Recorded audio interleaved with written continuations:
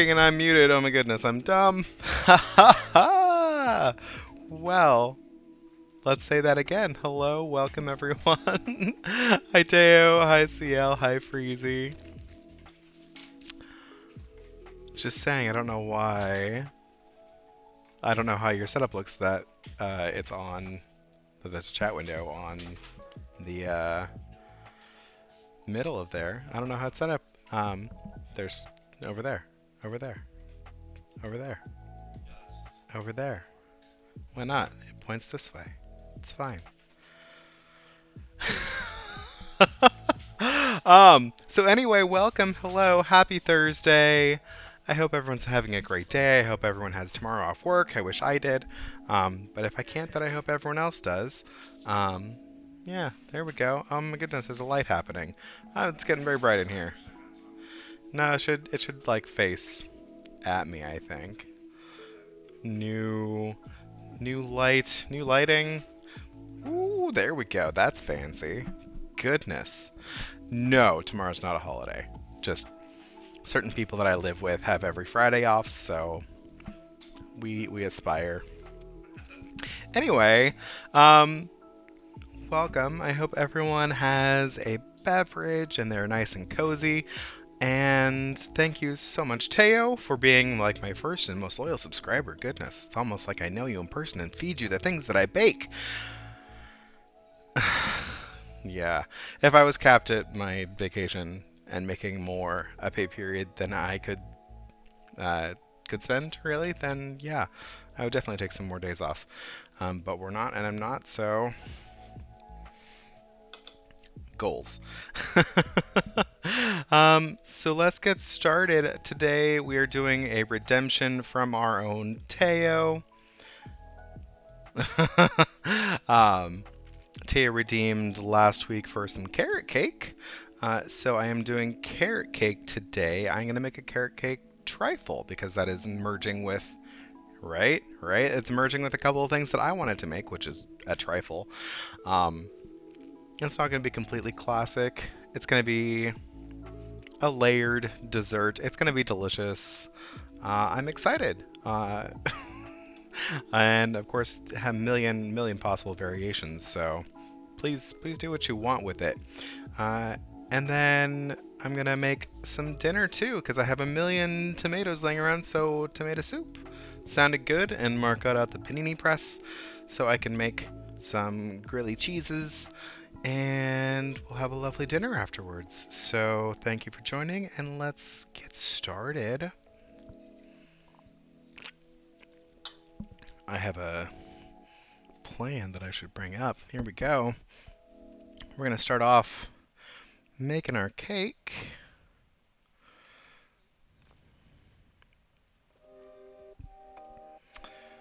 And because I want to make it for like a trifle, I'm not going to make it as like a round cake or anything. I have a loaf, a mini loaf pan that I very seldom use, but I pulled it out of the pantry today, and I'm going to use this so I can make nice little slices to use for my trifle. So, first thing, of course, is spray down my pan. I don't know how many of these I'm going to need for the recipe, and I don't know how many I'm going to use just a regular cake recipe and put it into the smaller bins, bin trays, things, and to clear a space for myself. And then I guess I'll just have some extra if I have some extra, and that's perfectly fine. And turn the oven on. And of course, if you're making it not the size that the recipe says, then just make sure you account for that in your time. I'm doing it in a smaller tray, so it's going to cook faster, and I will just have to keep my eye on it, which is fine.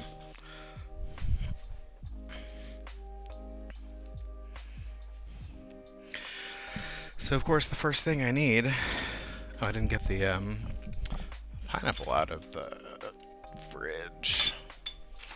I'm going to need some of that too. But of course, first thing is try this wine that's been sitting around forever.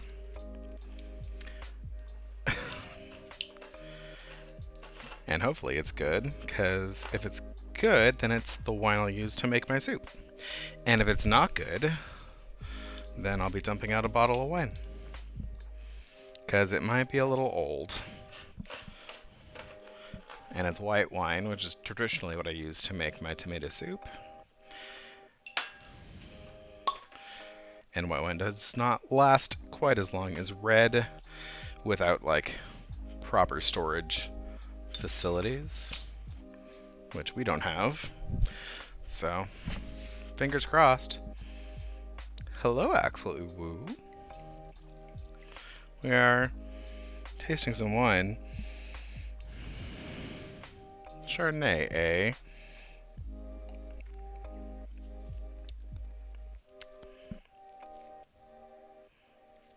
Trying to decide if it's just like the flavor of the wine or if it's like not a good wine. I think it might be a little off.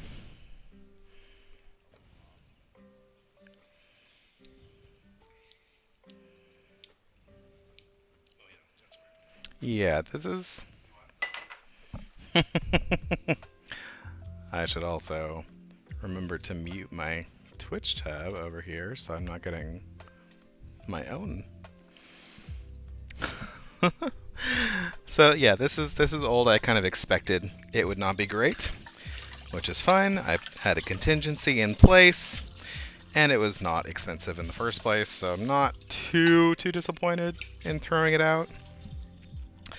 At one point when my sister got pregnant for the first time, she gave me all the wine that was in her house, and she had had some white wine hanging around for a long time. And there were some nicer bottles than that, and it was not stored properly, and it had all turned, and I had to throw it all out. That was fun. Much more sad than this situation. So I'm going to go red today, but I have a lighter kind of style of red.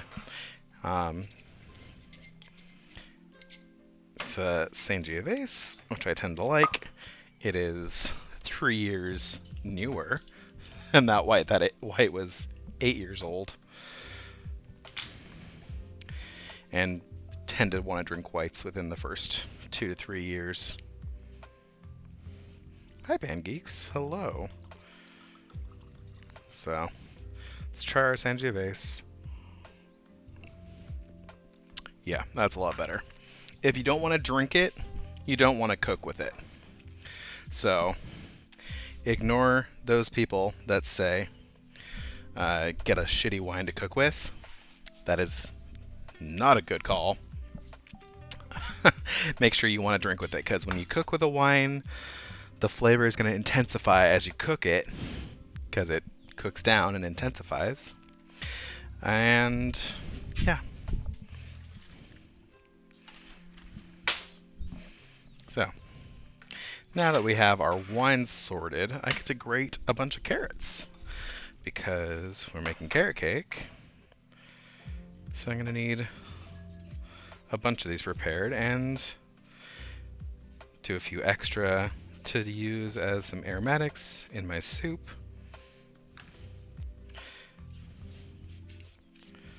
And these are kind of small carrots, so I'm going to need several. Oh, thank you. They are, well, so these are Aussie Bum shorts, and they kind of are like knockoff superheroes. And I love them. They're cute, and they're stretchy, and they still fit me, which is nice after quarantine did not nice things to my waistline. And it's a little bit sad because I did buy some newer swim trunks this year, and they were not stretchy. And of course I have thick thighs, and while we love thick thighs, non-stretchy swim trunks do not. so they ripped very quickly. So unfortunate, but what are you gonna do? That's why you make sure to buy things on sale.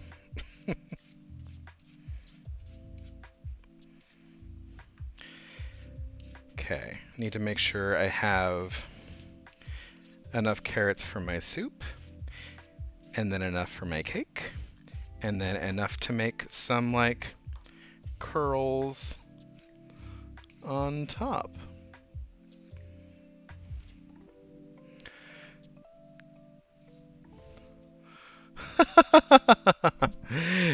Yeah, we went out to dinner with some friends last night and had a pretty nice dinner. But yeah, Clay did have a couple of cocktails and I drove us home. So that means I'm still good to have a glass of wine today. Whereas Clay's taken a day off after. Well, then of course we went and hung out at their place for an hour or so after dinner too, and they had another glass of wine.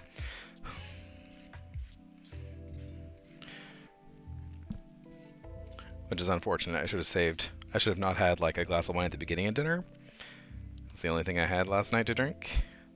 Because the wine that they had at their house was much better. It was really good. I had a little taste.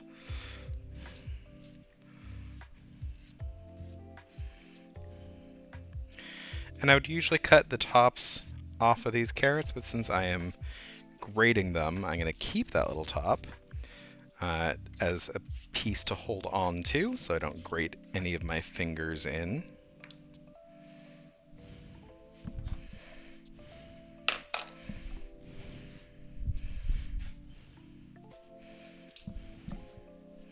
But I will cut the little tips off just because it's hard to grate that little nub at the end.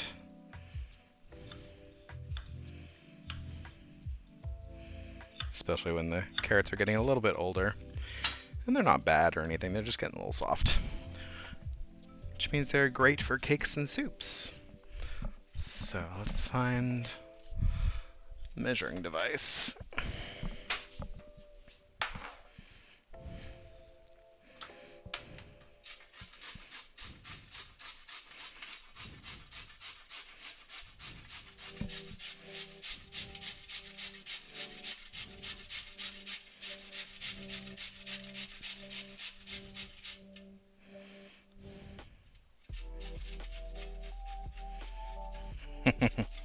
It's a little bit difficult to shave the softer carrots too, though. Should just save those for just dicing up into the soup.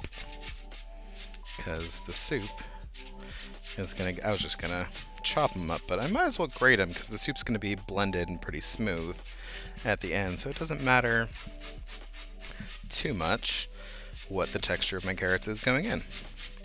Because they're all gonna get cooked down.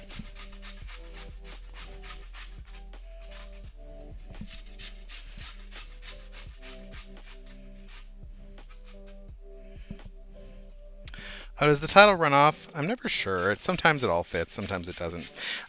So what I'm doing right now is I'm grating the carrots that are mostly going to be for my carrot cake. And then I'm going to make a ginger pastry cream and make kind of like a carrot cake trifle. Oh, because you're a mobile. Okay. So I am excited. I've been wanting to make like a ginger infused pastry cream for a while.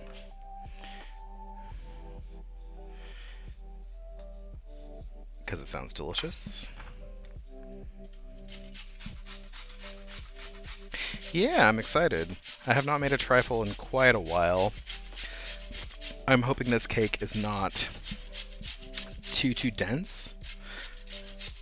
Because if it is, then it might be a little bit too heavy for like a trifle. But I will cook my pastry cream like extra thick to make it not liquidy, so it's not too runny and doesn't soak in to the cake too much.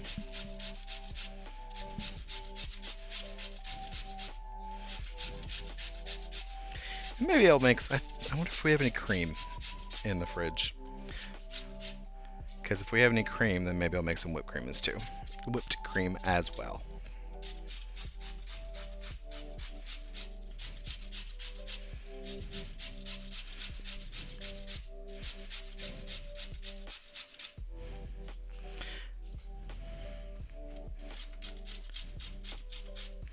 And of course, I was very worried about. I mean, anytime you make a new recipe, you worry a little bit, wondering how it's going to turn out.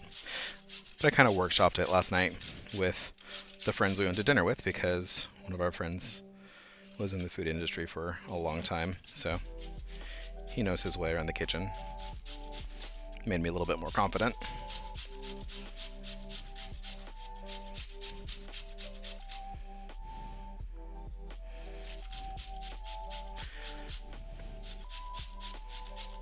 Almost there. One more, and then we'll save that last carrot for making some carrot curls. Because I'll try to candy some carrots to put on the top, along with some candied ginger, and maybe some extra pecans. Let's see if I have enough pecans to do that.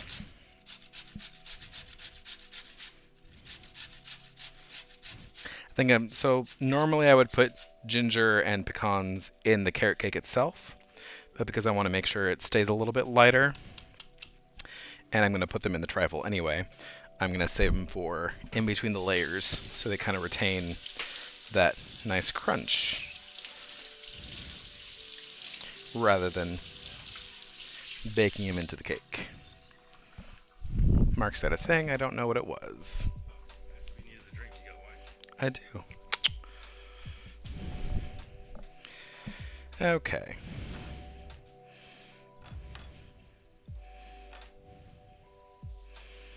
So I need about 2 cups of this. If it heaps up a little bit, why not? And then I'll put the rest of this just down into my pot for later. That'll be my soup pot.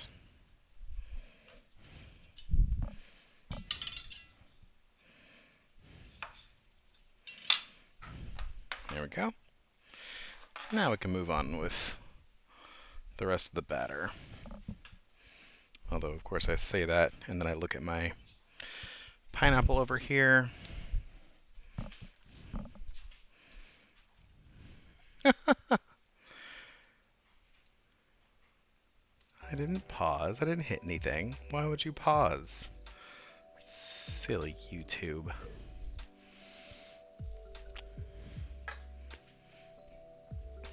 Okay.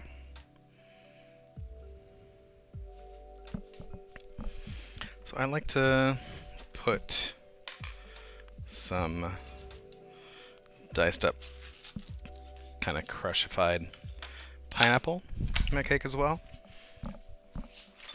That'll give it a little bit of acid, which will of course make a more tender cake.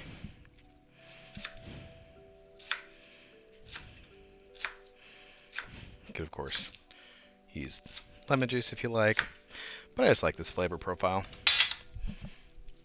Mostly because it's like what my mom always did. So I grew up doing it, and now I do it too.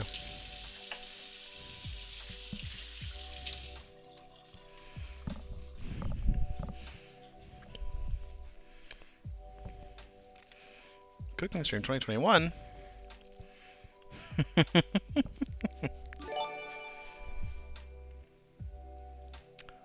Well, thank you, Teo, for that gift sub to the community. I have been running through my head thinking about some more emotes, some things to give to gift subs and bit people as well. I haven't gotten there yet, but I'm so happy with my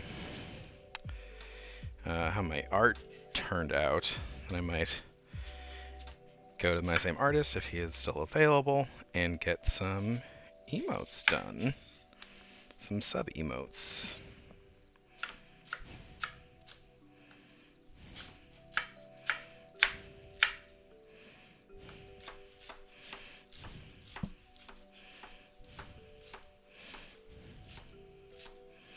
And of course, if you don't have fresh pineapple or don't feel like chopping it up, feel free to buy some crushed pineapple in the can.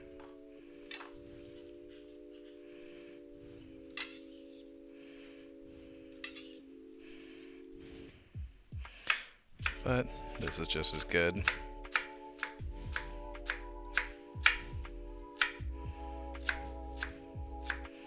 Do want a pretty fine dice on it. Yeah, enjoy those emotes. We've got a lovely lurk emote done by the artist who streams as Wasabi Donut.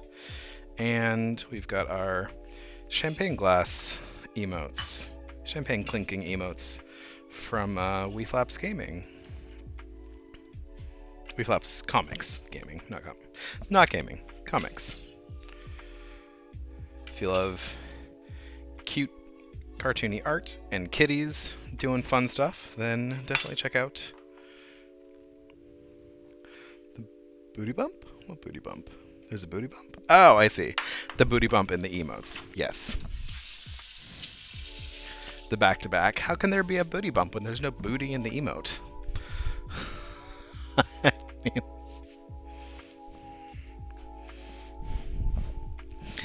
this recipe also calls for applesauce, and I was going to replace that with the banana, because I don't have any applesauce or apples, but I think I'm going to get more than enough moisture from the pineapples, so I will save that banana for a smoothie later.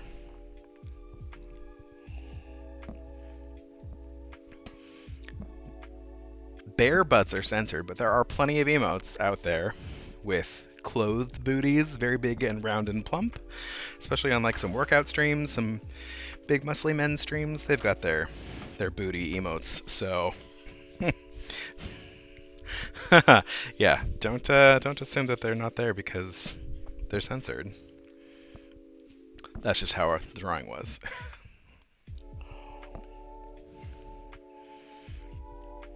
Okay.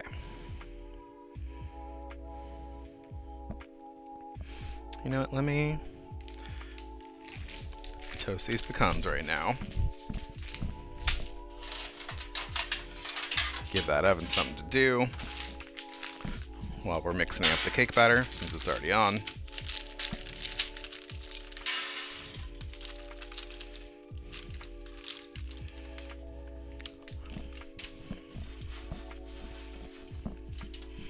Oop.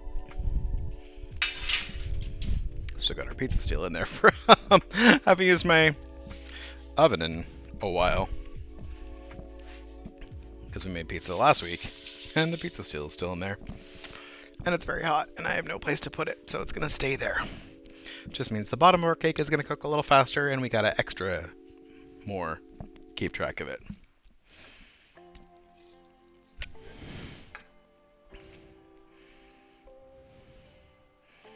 Three cake pans is gonna make a whole bunch of stuff. I might need actually more more containers for it.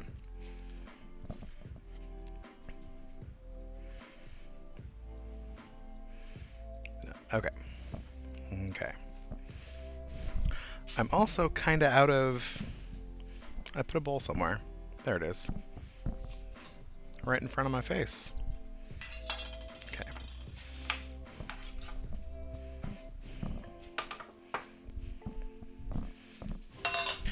Also running out of brown sugar, so I'm going to have to substitute with some extra white sugar plus molasses. And I'll show you all how to do that, but I'm not going to worry about all of it because I can just cut down the sugar, especially since I have that extra liquid and sweetness from the pineapple.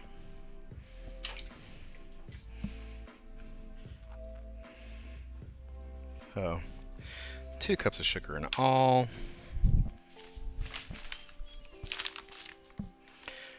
But I'm going to cut that down a little bit. Finally get rid of this container that I've been working on for a while. So I'll cut it down to about 1.5 cups of sugar instead.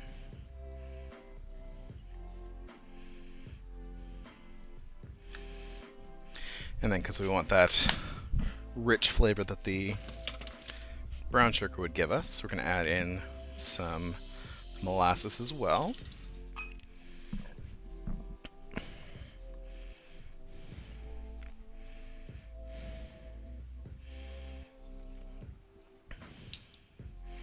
And you can measure it if you want. It's probably like remove a tablespoon of sugar, add a tablespoon of molasses to make your brown sugar ratio or something.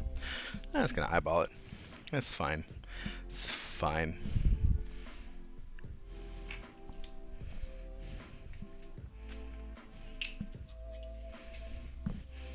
Of course, this cake uses oil, so it's real moist instead of using butter.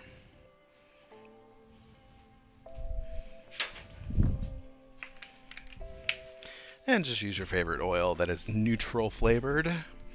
So avocado oil would be fine. Coconut oil works nicely with the fruity flavor.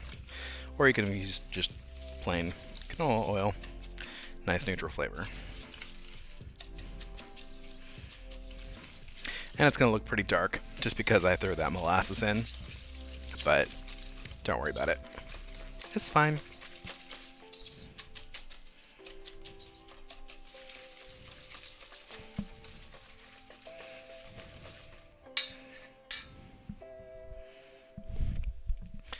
And I remembered to get my eggs out earlier today. So I can throw those right in. I'm going to get myself, I'm going to use that same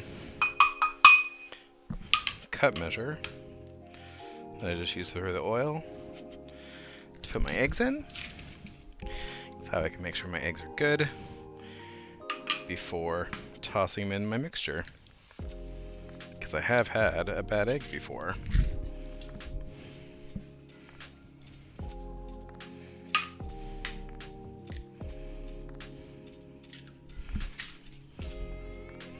Mark's over here judging things. He's over here taking a sip of my wine. Even after saying he wasn't going to have any wine because he drank too much yesterday. It's also his weekend though. It's not like he's got to get up tomorrow. He's not going to get up until like noon tomorrow. Tomorrow in the morning, when I get back, I have a massage tomorrow. 9:30.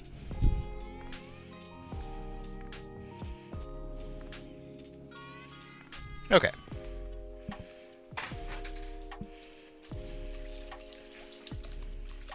What'd you miss?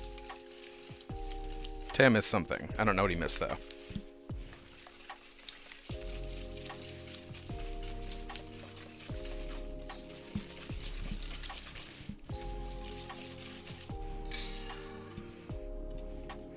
Oh, he wasn't hungover, really drunk. We are officially out of vanilla extract. But I like keeping this bottle because when I get new ones, I put it back in here because there's still a lot of seeds in here, which are lovely and flavorful.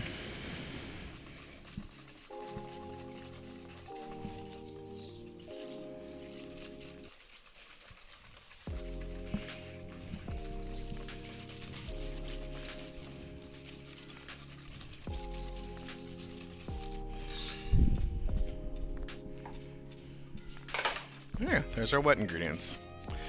Now we just need another bowl for our dries.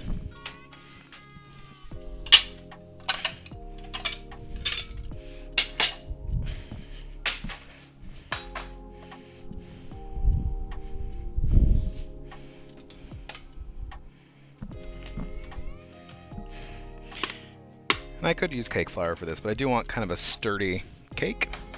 So I'm going to go ahead and use just AP flour.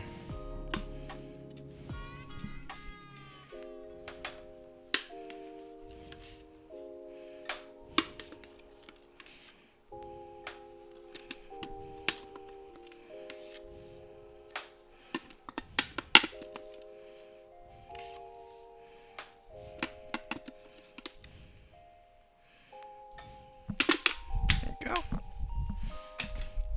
All right, I was gonna put my. I'll save my pineapple for the end, actually. Hi, Pete. Welcome in. Happy Thursday. I hope your day went very well and that you're hanging out, having a nice, pleasant evening today. I'm gonna do it. Baking powder, baking soda, salt, and of course, spices.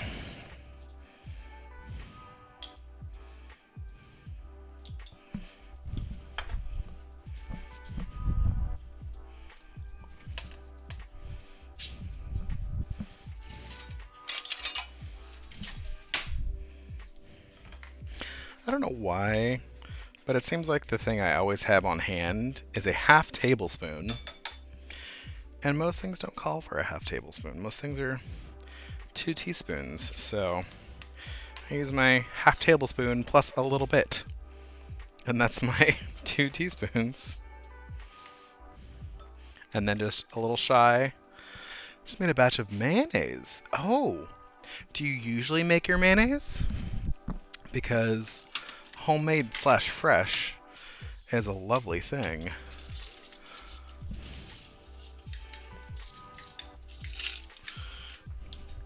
Mark is very proud of himself. He was just handy and replaced a burnt out light on his coffee machine.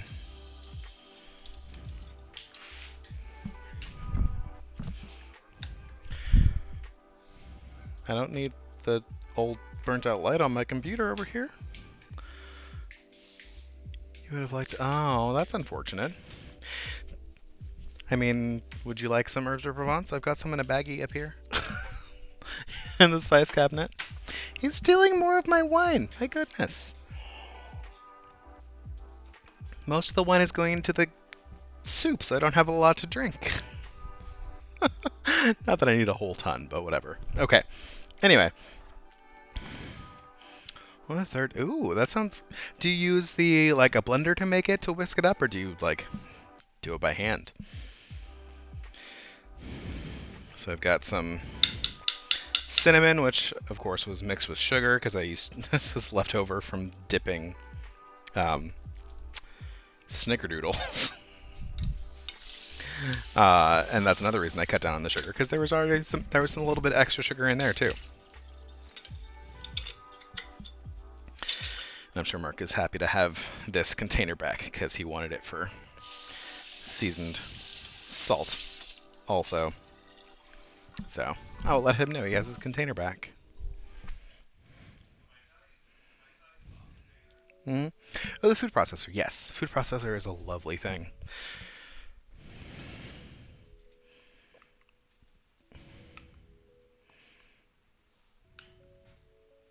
Yeah, it's one of the few things I make with mayo in the house because Mark is not a huge fan. But I do it for the BLTs. And there's a couple of recipes that I have, like the devil's food cake recipe uses mayonnaise, and the really fluffy Japanese pancakes use mayonnaise. So it's nice to have some around.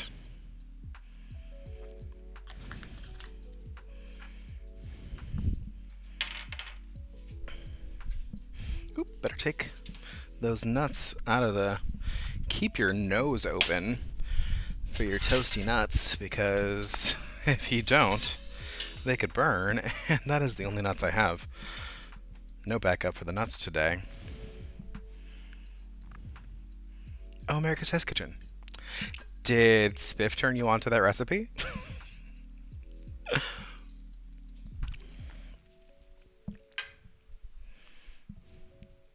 Is that everything? Okay, that's everything.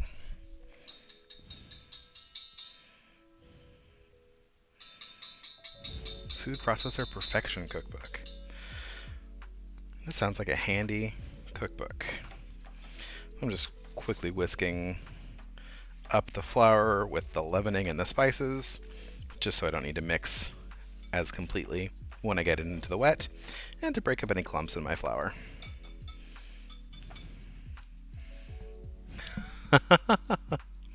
I do listen to Milk Street Radio, which is Christopher Kimball, who used to be part of America's Test Kitchen. We've never had a Teo BLT in the house, so maybe we could have those next time. Okay. I'm just gonna plop that right in there. And I'm going to switch away from my whisk and just use a spatula to kind of fold that together.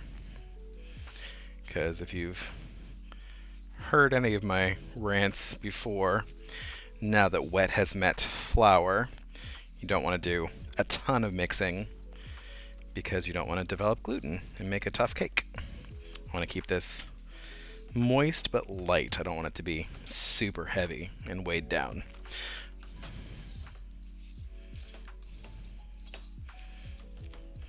And see, that comes together really quickly.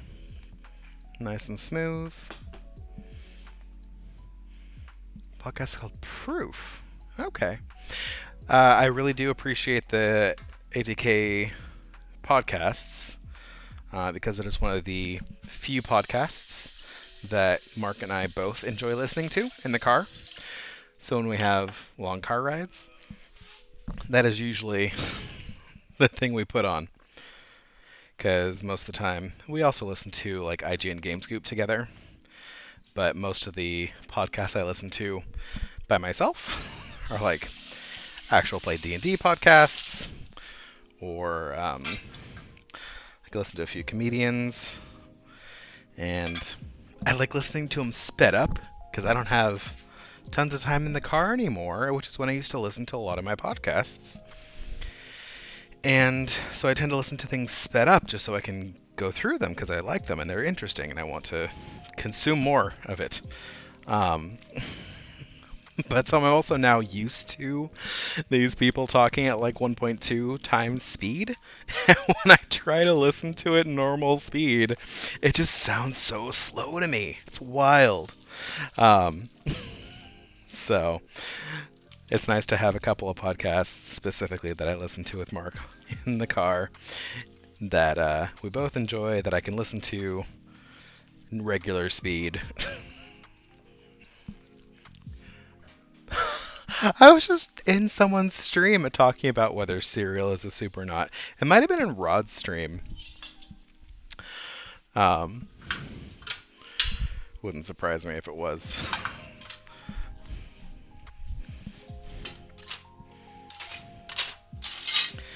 So I'm just going to get out my ice cream scoop. Not because I'm worried about these being exactly the same size this time. I mean, it's a good method in general for getting your, like, especially if you have cakes or if you're trying to divide this batter evenly between like 3 cake pans, if you're doing the cake version. You can of course count how many scoops you're going into each pan, which is nice if you don't feel like taking the time to weigh it.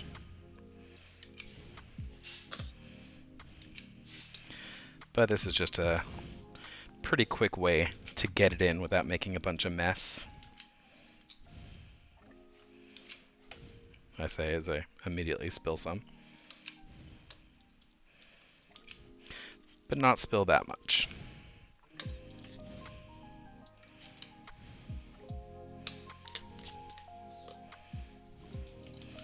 No, it looks like we're okay. We're not going to need additional pans. These are pretty substantial size mini loaves.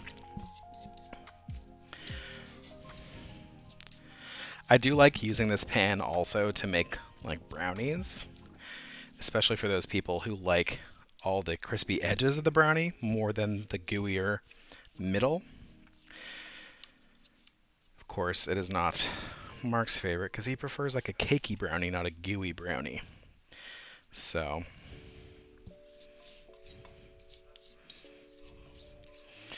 most of the time when I make Mark a brownie, I'm really just going to make him a chocolate sheet cake because that is his preference. Okay. If you missed the very beginning of stream, I did grease these individual bins.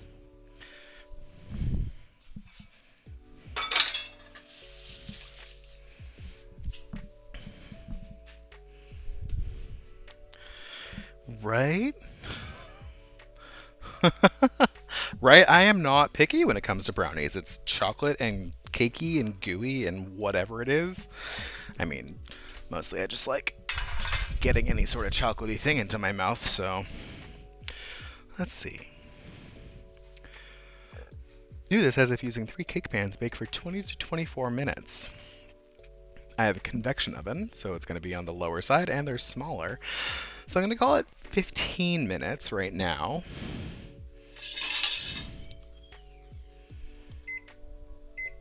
Maybe 13 minutes. I'm going to check it at 13, see where we're at. Because you can always cook it a little longer, but you cannot do anything if it dries out. Although, I do have a little out.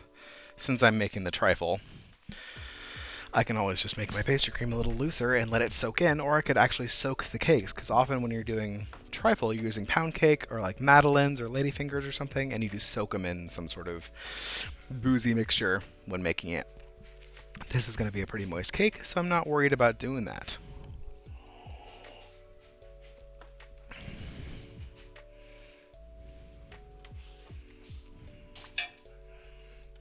Oh, I lied about it. I have a bunch of vanilla paste. I am out of regular vanilla. Oh, there it is. Did you say espresso powder, Pete? Yes, I do like the espresso powder in chocolatey things.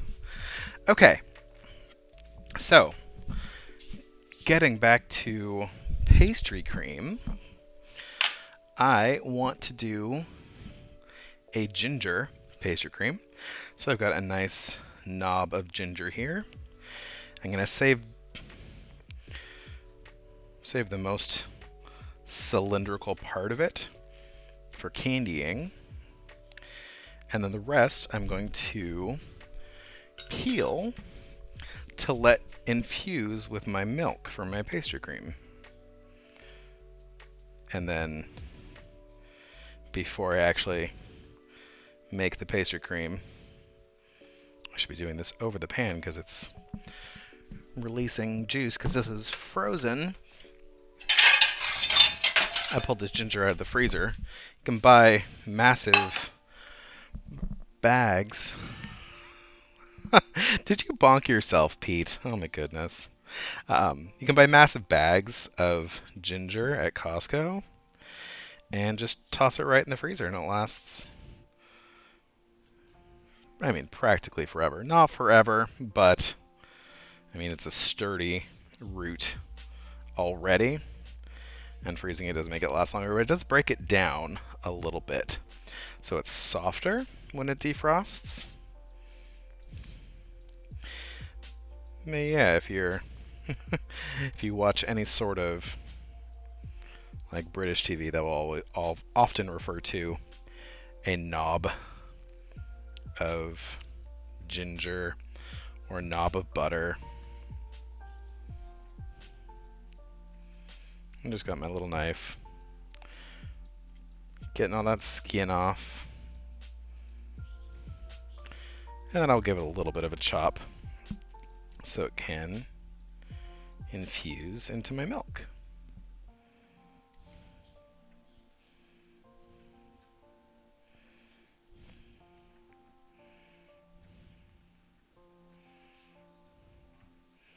Food transportation skill. You know that I do have a kitchen here, Teo, and you can use my kitchen for things like cooking. Much like I often do when you visit.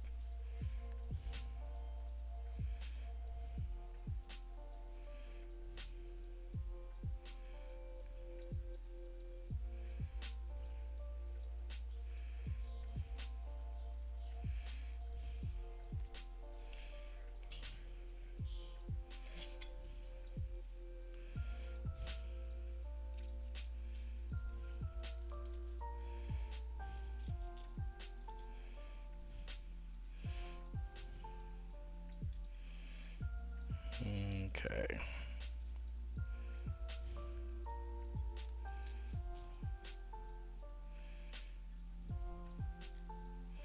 Yeah. Regular, fresher ginger will not do this same drippy biz when you grate it. It's also easier to peel fresh ginger. So maybe next time before freezing it, I will peel a bunch of it, though that sounds like a pain in the butt. Sounds like a honeydew chore.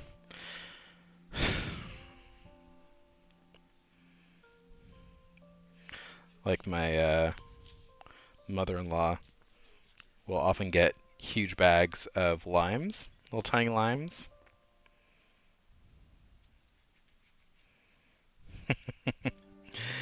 And will set her husband to squeezing all the limes to making her limeade.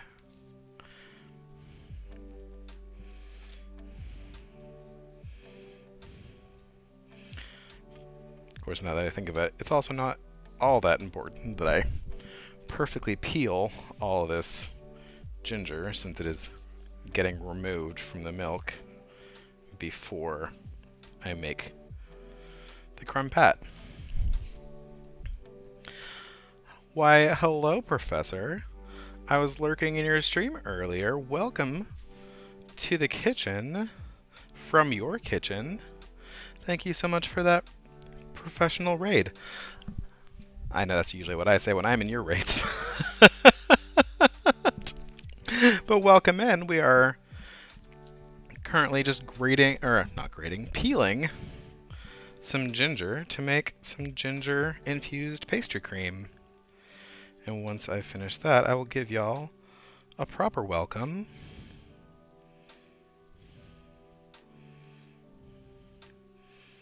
But for now, please grab a drink, get cozy.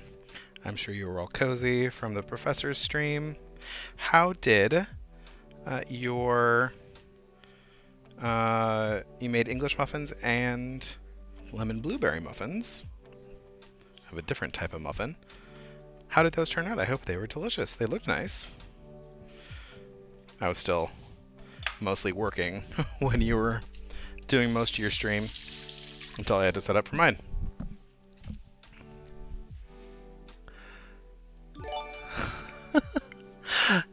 Oh, thank you so much, Teo, for gifting the professor a sub.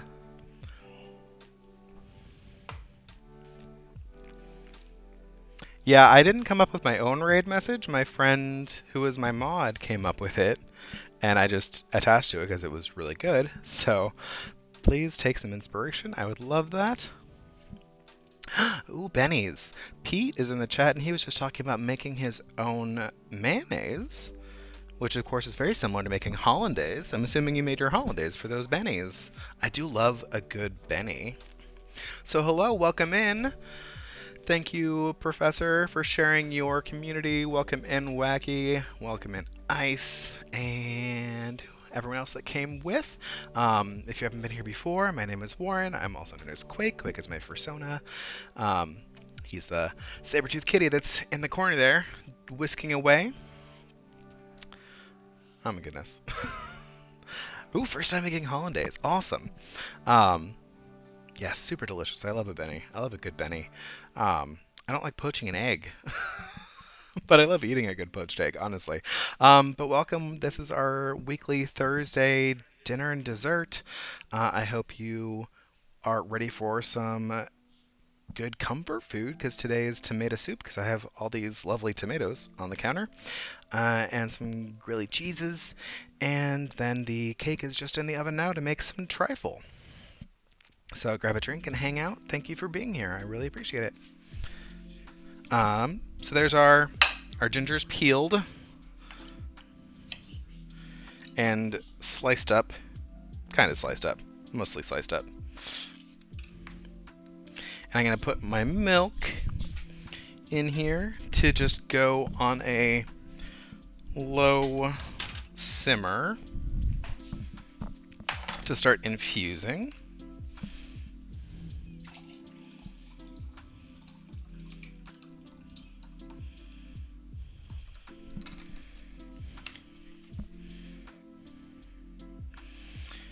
And then I will strain that out. I will strain my pastry cream before refrigerating it, so to get all those chunks out.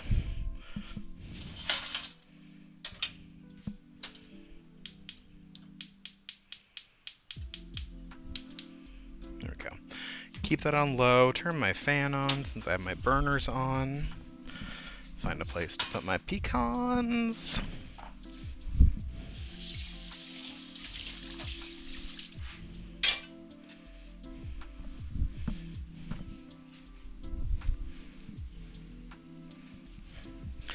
Oh, and I Teo redeemed squats and a flex, and then he ran away. So silly, silly Teo. We love him. Okay. Yes, we are here for the comfort food today, and it's also not a million degrees today, so I'm okay having a little bit of a hot dinner.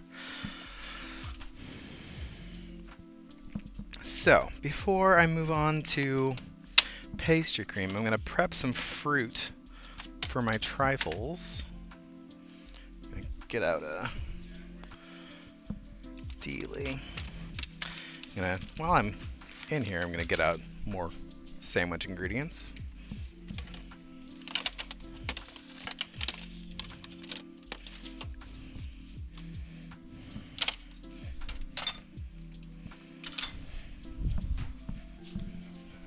So I've got some pluots that are pretty firm, and I'm going to slice them thin and get some sugar on them to start getting the juice out, because I don't want them to be too liquidy when I use them to build the trifle.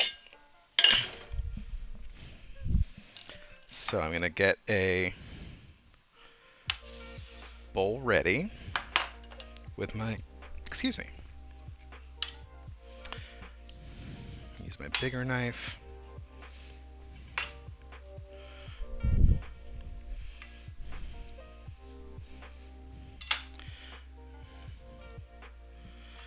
There we go. Might as well get some squats in while we're slicing.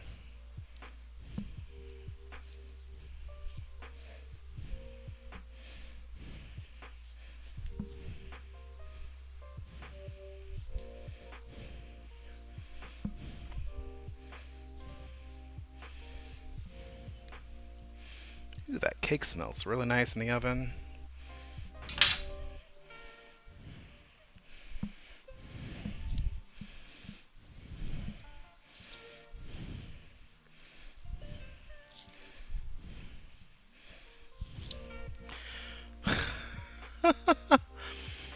Passion fruit. I did see someone recently. I saw someone posted on Instagram or something about having homegrown passion fruit. I've never seen passion fruit in the store or on sale or anything. I would love to cook with some passion fruit. I'm gonna have to make that happen sometime.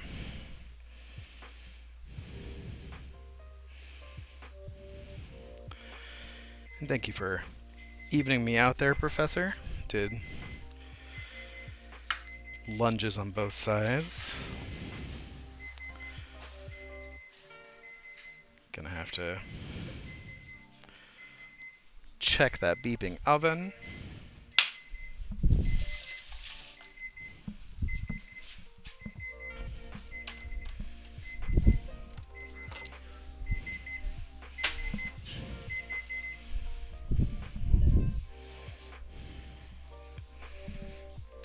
But hello, Joey. Welcome in. In the store, they're expensive and dry.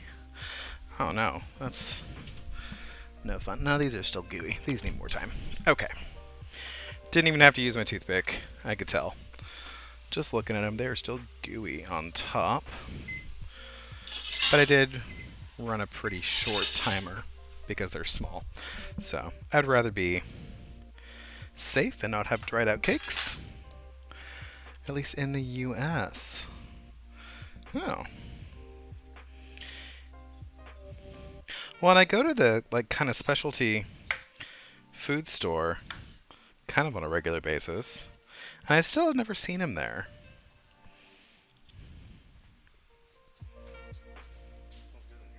I know it smells good in here.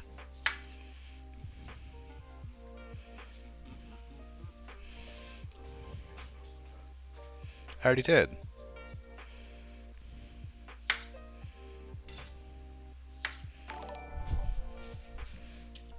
Okay. Culinary Rewind, welcome in. Thank you so much for the follow. Please let us know. I think I've actually seen your streams before too. Please let us know what is your favorite thing to bake or eat, maybe. Can be sweet or savory.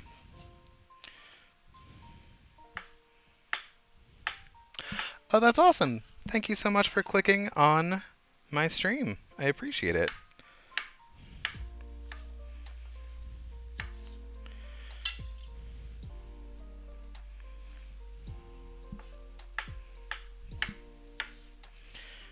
We are just slicing up some pluots so I can get a little bit of sugar on them and start getting some moisture out. And they're gonna just sit there and macerate for me while I get everything else ready.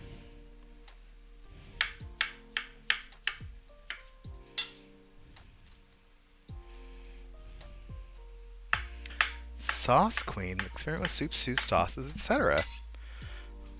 Oh my goodness, I always feel so like I don't kind of like I don't know enough whenever I watch I think it was when we used to watch Hell's Kitchen back in the day. And they'd always like quiz the chefs on what are all the mother sauces. I'm like, I can name like 2 of them maybe. Yes, we have a really good farmer's market not too far from us. So every Sunday we will go get fresh fruit. And I think pluots are among my favorites. I mean, I still will never turn down like the perfect peach, but pluots are way up there.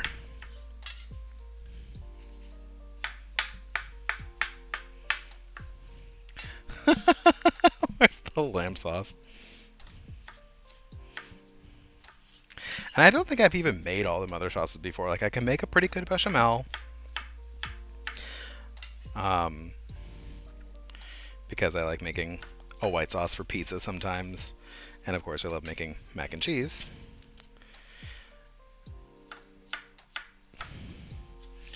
And today we're doing a tomato soup. And I mean, a tomato sauce is pretty up there on the standard list. What else is there? I'm sure there's other things. Yeah, everyone in chat, please give. I was telling Mark he needed to be in here to be my mod, but he's being lazy. So anyone, please give Culinary Rewind a follow. Give Professor Mendel a follow. Both lovely streamers who are much more professional than I am in the kitchen.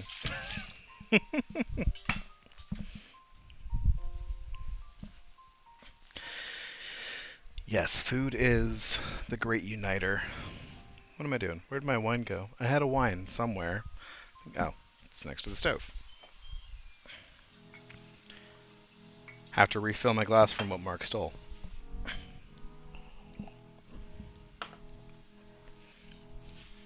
Okay, I need to get some sugar on those.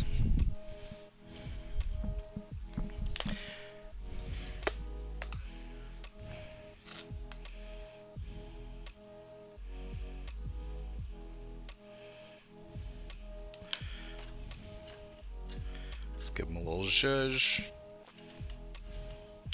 Zhuzh is one of those great words.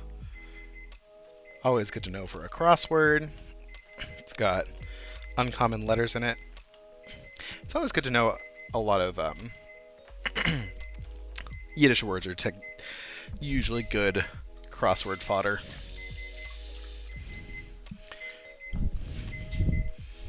Give them a little zhuzh in the sugar, and then a little more just on top. We don't need a ton of sugar on them because they're nice and fresh and sweet already. Okay, let's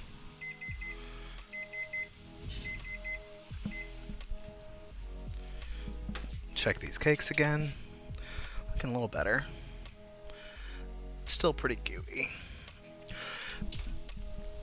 Although they're close, I'm going to just turn the oven off and let them finish for a few minutes in the hot oven, and then we'll pull them. Yeah, I was so confused the first time I had to spell it because you would never guess how to spell it from the sound of it. But yeah, they love the Z's in Yiddish. Okay, pastry cream. Let us get everything ready for pastry cream. Actually, let's get our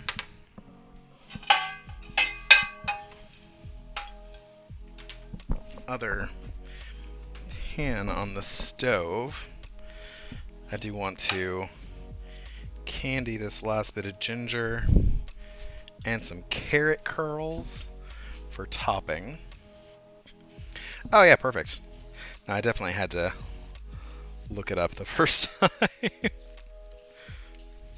And it's difficult to look up how to spell a word if you don't know how to spell the word.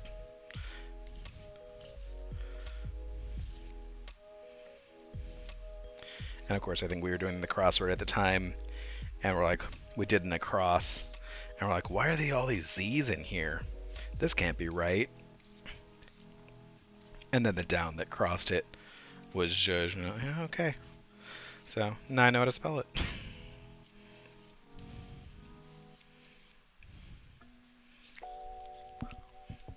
Just dropped one.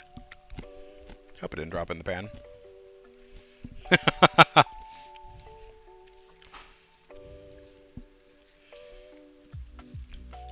Yeah, voice to text if you're not in the native language of your phone. Sometimes questionable.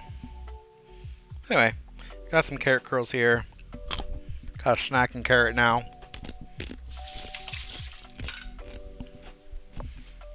I'm just going to put some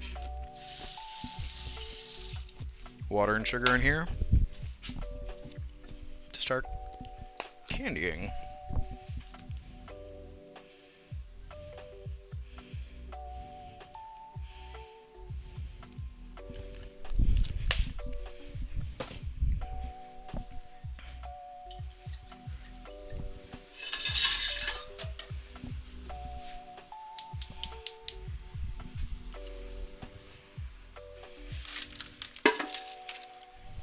Okay, now that that's working,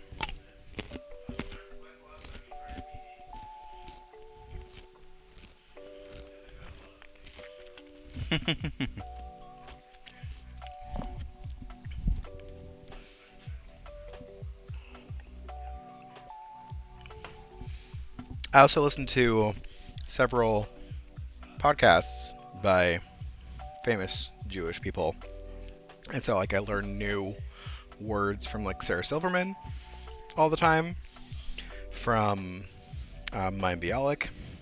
They often use Yiddish words because they are Jewish actresses, comedians, and so that's how I learned what a mitzvah is. So I learned a lot of things.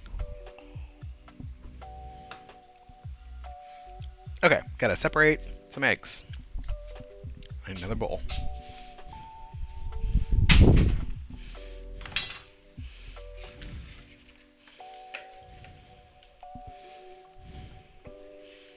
Okay, got the rest of my eggs over here. Need to find a suitable container for 3 of the whites. I'm gonna crack them in here, actually.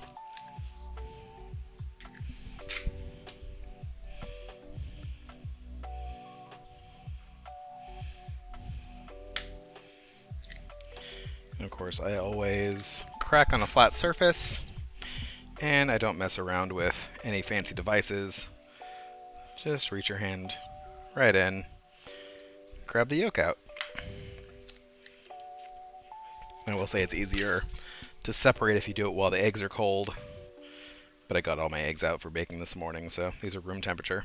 So just be a little careful when you're cracking them so you don't break the egg yolk, because I want those whites to be nice and clean for making a meringue or something, or some buttercream. at another time. Those will keep fine in the fridge for a few days. Not too long. I have definitely let them sit out too long before and had to toss them.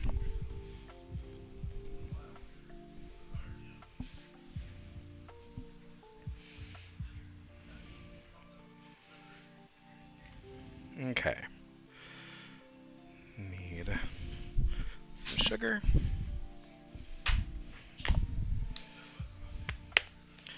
Six tablespoons of sugar. 4 tablespoons is a quarter cup. So I need quarter and an eighth,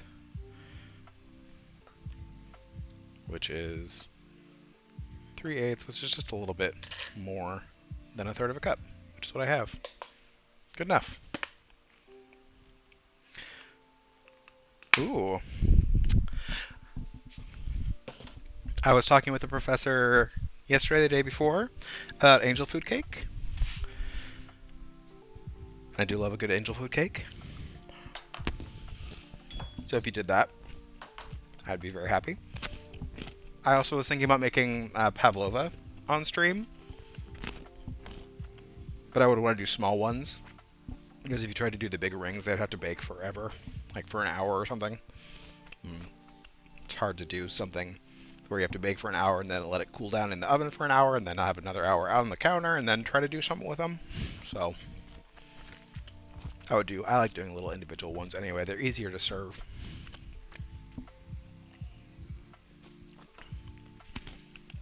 Oh, perfect. Yeah, I have the pan for it too. I've used it all up twice. And it sucked when you missed here's your flex tail that you redeemed a while ago. Okay. Just missed me chewing on a carrot. And I'm getting stuff together for pain fruit. Not the pain fruit. I've got some cake batter on the floor.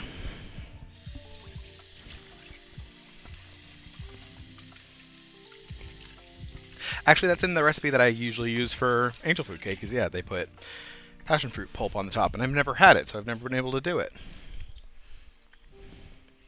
Although they make lemon curd and then add passion fruit to it, and so it's sour and sour and sour, which is fine because the angel food cake is really sweet.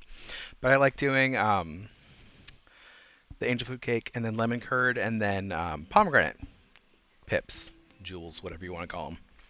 Thank you so much for being here, Pete. Have a lovely sleep. And hopefully a nice chill day if you have to work tomorrow.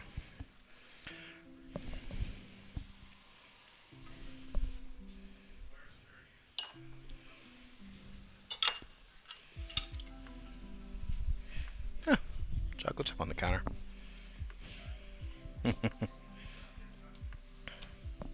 Oh. It's hard keeping track of what I got out for myself already. Cornstarch. Cornstarch will make our pastry cream nice and thick and sturdy. I have so much cornstarch in this house. I need to figure out some way to use up more of it, or just make more pastry cream.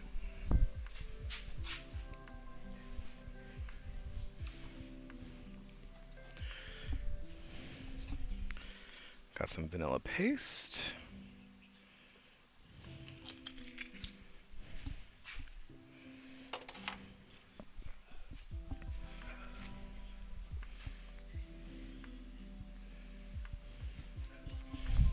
Okay.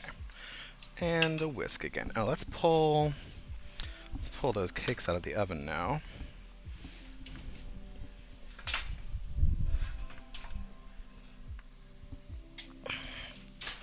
Here's our carrot loaves. Nice and fragrant. They smell so good. Oh my goodness. And I have so many of them. I'm not going to have to use all of that for trifle. I haven't actually decided like how I'm gonna build it, what I'm gonna put it in. I was thinking about getting some. I've got little mini mason jars, and I could put some in there because I don't have like a big ol' like one of those huge glass bowls. Actually, I might. I don't know.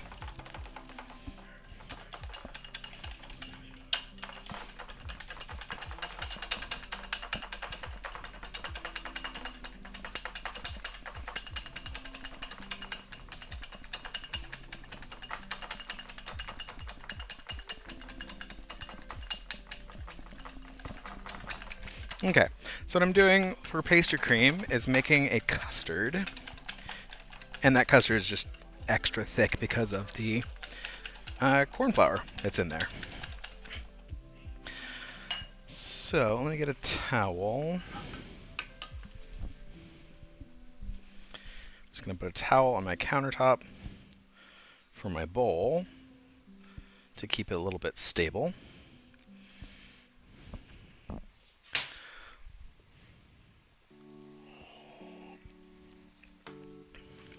Yeah, for sure, and then they transport really well too. Turn that down. So now I'm going to turn my milk up. It's been steeping back here for the last, I don't know, 20 minutes, but it's nice, pungent, fresh ginger. So, and I'm going to keep cooking it in there too. I should find my other strainer. I know I've got a second one around somewhere.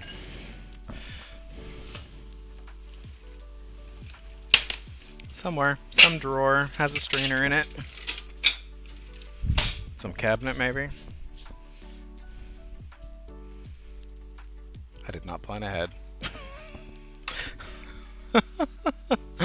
Oh goodness, I might have to just transfer this to a different thing. Although, if you can see, that's the juice that I am getting out since I sugared my pluots. I might just transfer them to a paper towel to dry them up even more.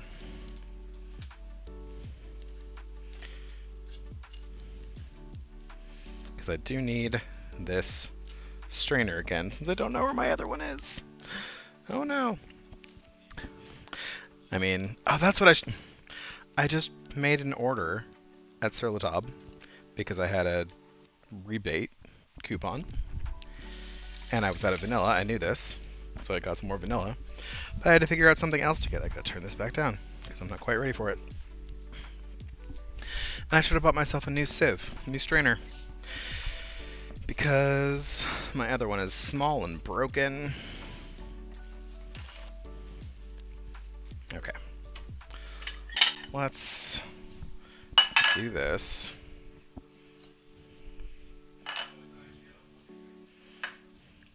And this juice is great for a cocktail, so I might put it in a little jar, because that's just like flavored. It's just like a pluot syrup right now. So good for a cocktail. Okay, and because all this stuff is going in the same place, I'm not going to worry too much about my strainer being a little pluotty. Thank you, Grace-sama, so much for the follow. Welcome into the kitchen. Please let us know in the chat, what is your favorite baked good to either bake or to eat?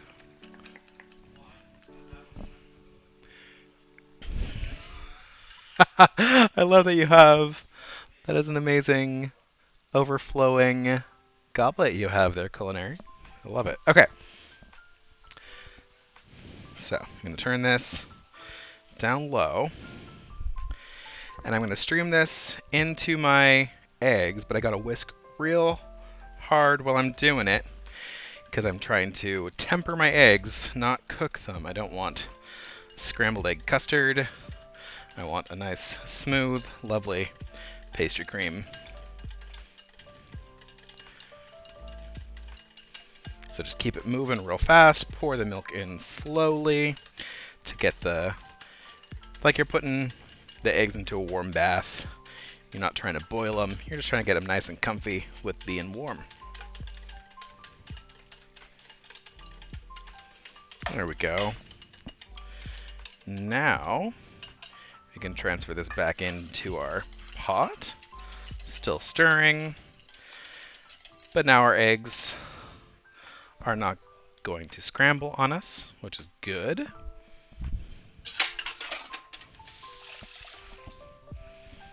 And take this back to the stove because we do need to bring it back up to a boil, because that's how we get our cornstarch cooked.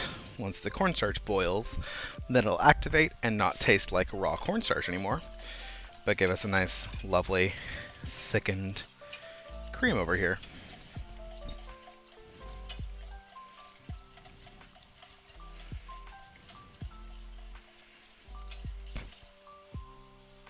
And it'll happen pretty fast.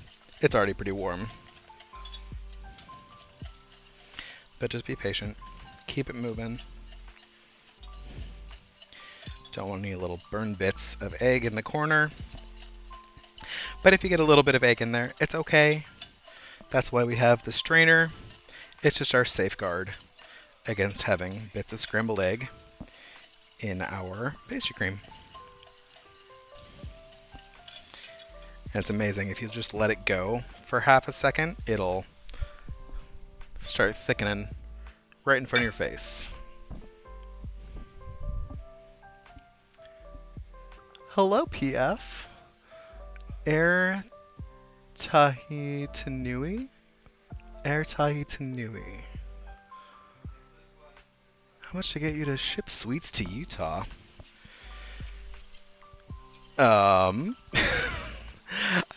Let me know what I do have. What have I told? I've told people before that if they subscribe, then I am more than happy to ship them something in the post. I would be happy to share some sweets. I do need to figure out, make sure you're not allergic to anything, and make sure that I bake something that will travel safely. So, I mean, most likely cookies. Cookies travel pretty well. So yeah, but that is a benefit of subscribing, and as long as you're, of course, willing to share real addresses. This is getting nice and thick. It's not quite there yet.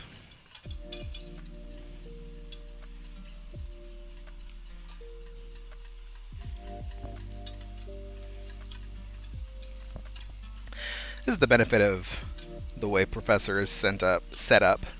She's got the induction burner right under the cam, so you can see everything that's happening as it's going. I just do that. My mom has a bunch of induction burners. I should buy one off of her.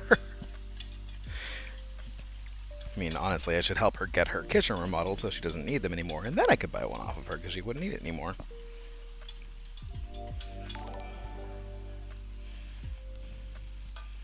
Oop. We are boiling, which means we are going to get there imminently.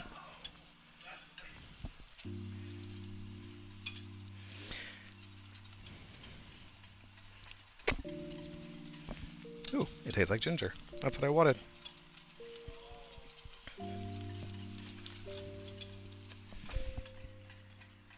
That'll follow. Oh, thank you so much for the subscription. I appreciate it. Okay. We are pretty much there. Gray-sama. Oh, and thank you so much for the follow as well. Please let us know. What is your favorite baked good to either bake or eat or both?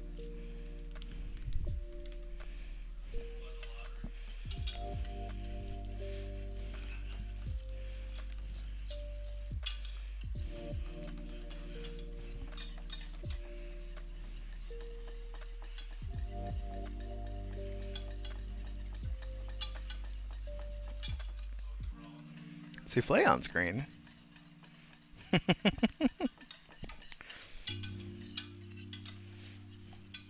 Of course, this might just be being difficult for me because it is non-dairy milk, because that's what I had. I think it should work fine still.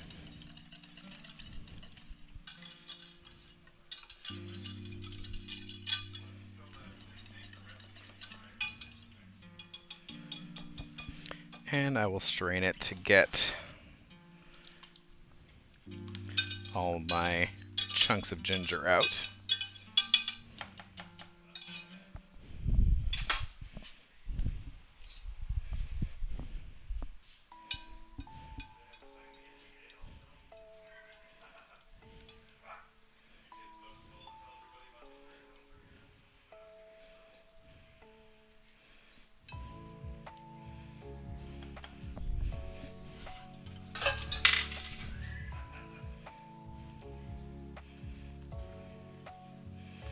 And of course this will thicken up more in the fridge, but it does hold a nice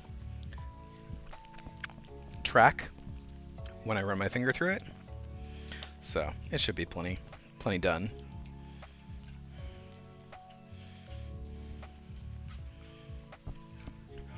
Oh, peach. I guess that is the side benefit of me having to turn around to use the stove.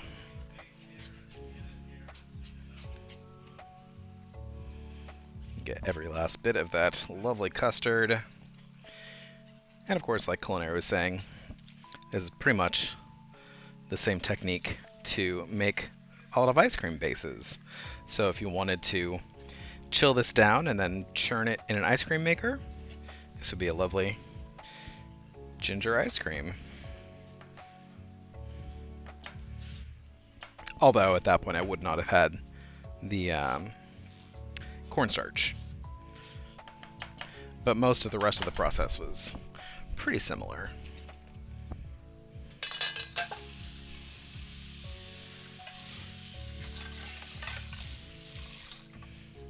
Okay.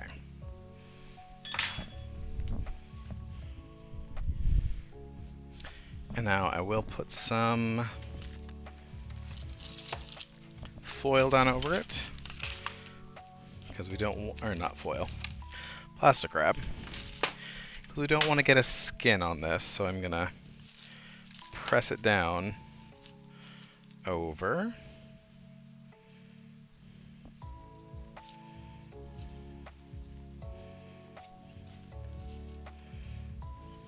And then pop that in the fridge. So it'll cool down and we'll be able to use it when everything else is cool and ready to go.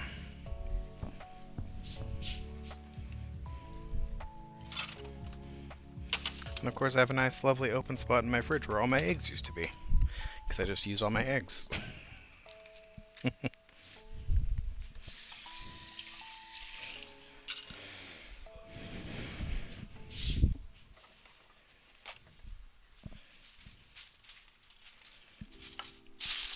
Okay.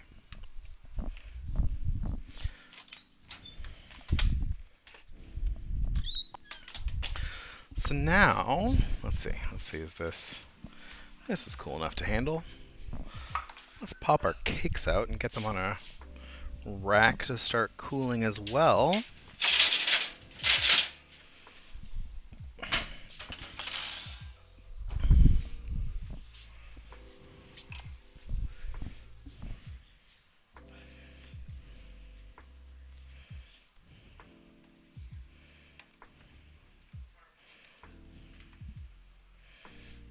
Yep, this is upside down.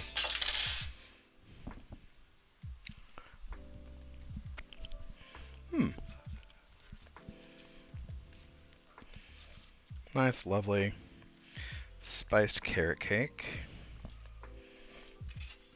Oh, honestly, I think if I had a different countertop, I could just flip this whole thing out, dump them on the counter.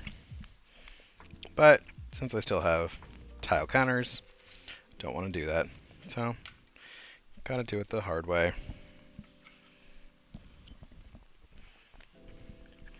No, baking is just a hobby. It's something I've always loved. I started baking with my mom when I was in grade school. I think the first time I remember like baking something myself and taking it to like a school, like a class potluck thing, was third or fourth grade. I had this kids cookbook and I made some scones and they were delicious. And you could tell which kids were the nice kids because the nice kids ate them and were super excited. And the less nice kids were the ones being like, what the fuck is a scone? Making fun of me for making this thing they'd never heard of. And of course, these days, scones are everywhere. But of course, I mean, if kids want to be mean, they're going to find a reason to be mean. We just try to teach them better. Make sure that the kids we grew up around are not like that. But yeah, just a hobby.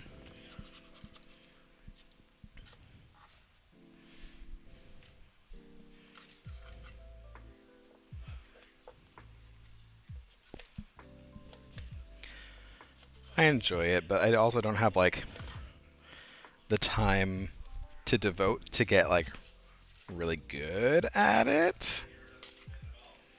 I don't have like good artistic leanings.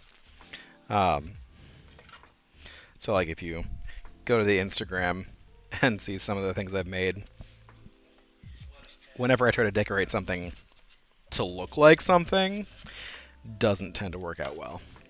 But if something is just like a pattern or a cupcake with a swirl of frosting on top, those come out fine.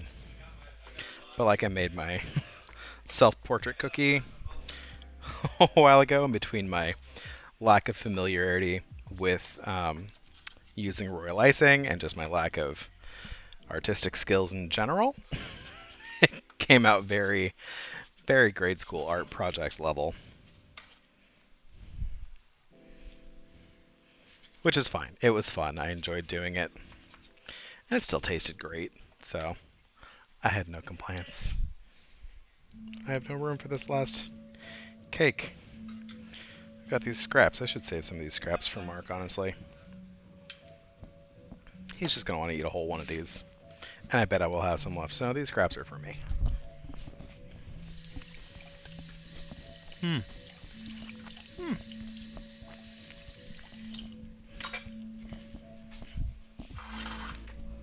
That is really nice. Okay. And of course, I have no room for this thing in my kitchen right now.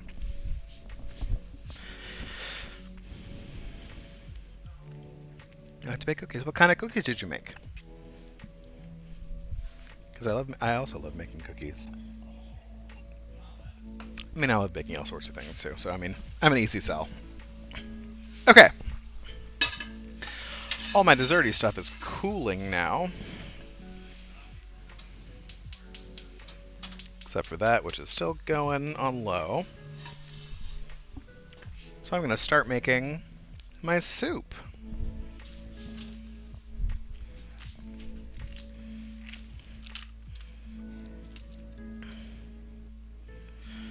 I've got my extra carrots over there that I grated up.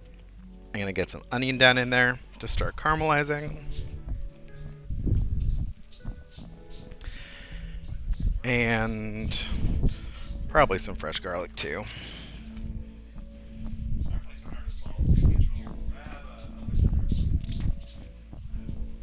After I clean up just a little bit to give myself some room to work. I should honestly put those cakes on the counter, on the other counter.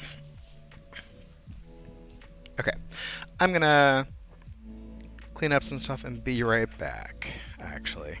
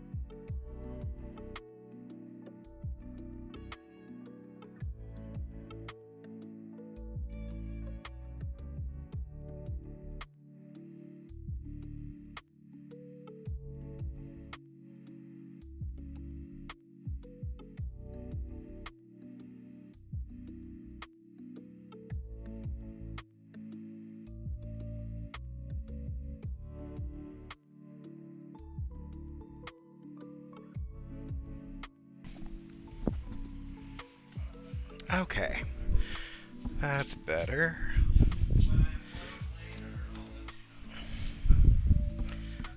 I'm gonna start getting my aromatics down into my pan.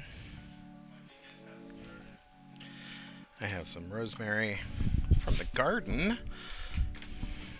The one thing that has been in the yard for years upon years without dying. And again, I'm going to give everything kind of a rough chop because it is all going to get blended down at the end. So I'm not too concerned about sizes right now.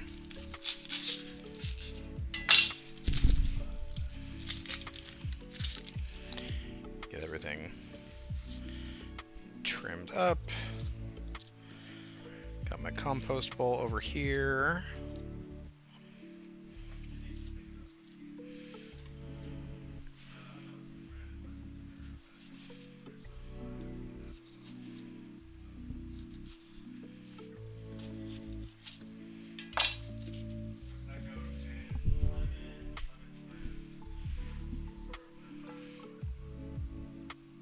Plus green onion. We have some chives now. They're not like legacy chives. They haven't been there very long. I did not turn on my burner. There we go.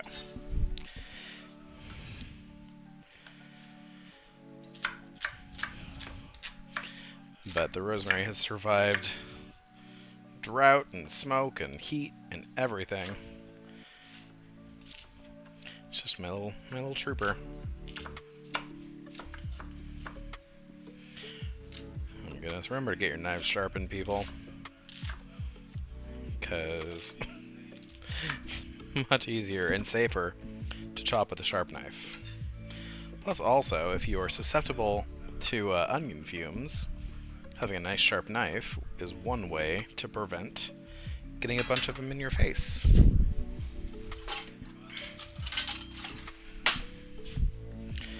Other tricks, of course, are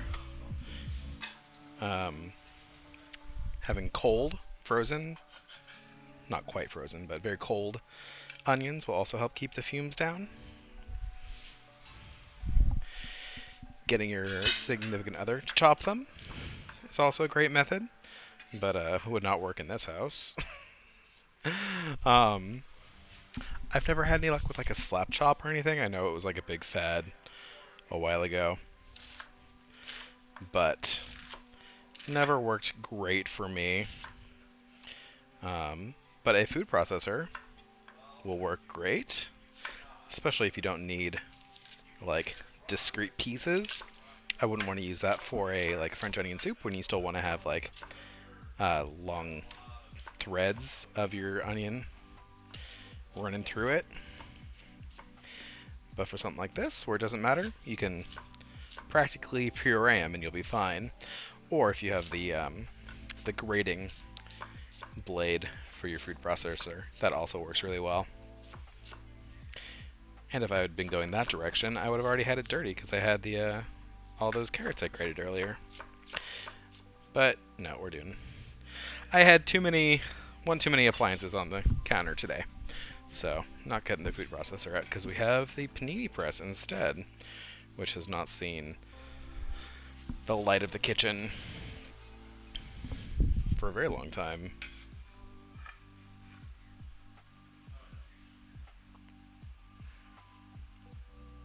Volunteer chard. We had volunteer turnips for the longest time, but of course they weren't like good turnips, and they never got like big roots that were nice for eating. They were really skinny and tough. Would have had to cook the heck out of them to do anything with them. Like, not great. But that was the thing. I planted it once, and then and it was because I let it go too long the first time when I planted it. And it went to seed and got tough, and then it just went everywhere and grew itself. It's also pretty tough to pull out. so it was hard to get rid of. But the rosemary has done its thing. It's just there, and it's content.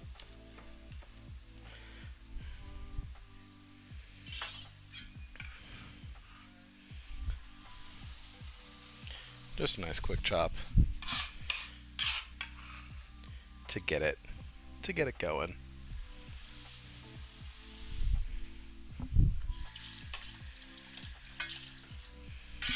I'm gonna put a nice healthy pinch of salt down in there too.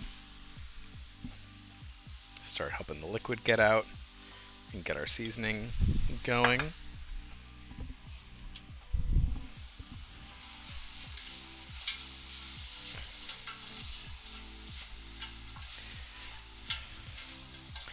So I'm also going to try to get a few different sources of tomato flavor in here. Actually, I pulled out this bell pepper as well. Let me get that in there. So I have several different kinds of tomatoes. And then I've also got some sun-dried tomatoes in oil. And I do need some more. I started with a little butter in there, but I'm going to need some more oil to cook the rest of this. So I'm just going to use the oil from those sun-dried tomatoes.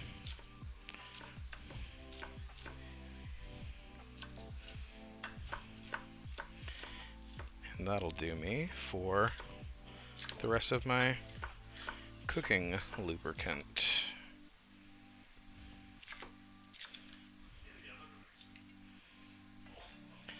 I also have some broth over here that is vegetable broth, but it is a miso ginger broth. And I thought that would be nice for continuing this whole like ginger theme today. So I'm going to put that down in there too. And I hope it turns out nice. I mean, if it doesn't, I mean, of course you can always just use plain vegetable broth or chicken broth or whatever you have on hand. But I had this because I bought it at some point because it sounded like a nice soup base. And tonight I'm going to use it.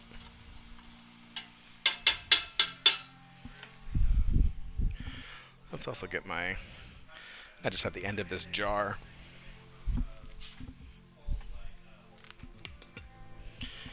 Just going to use the rest of it. It's also a great use for this oil too because, I mean, when you buy it, it comes packaged in oil. And as you use the tomatoes, you tend to have extra oil and nothing to do with it, and you can't dump it down the drain. And I also want to put my glass jar in the recycle, so I gotta have somewhere to dispose of the oil. So if I can put it back into the food, it's already seasoned and delicious. So why not throw it right in the soup?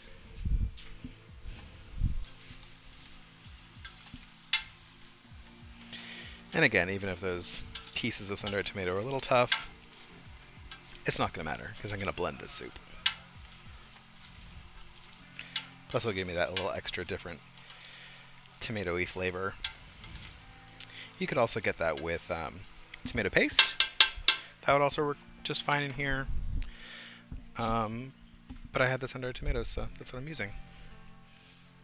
Always use whatever you have. Whatever's convenient, whatever's good and fresh if you have it.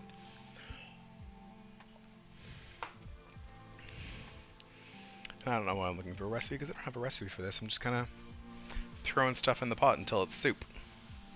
Garlic though, I do need garlic.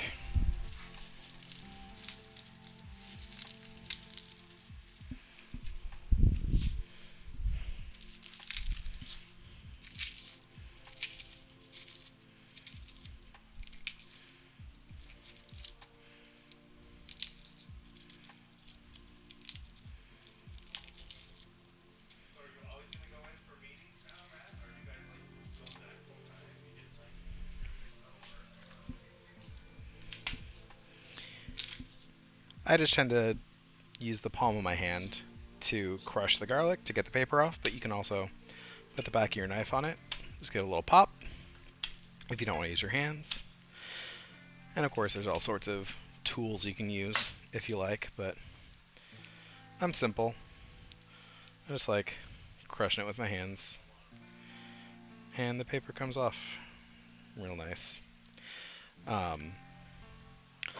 Although I am recently a fan of getting the pre-peeled garlic for specifically cases when I need to use like tons of it at once, because it definitely can be time consuming to use up or to peel a bunch of garlic.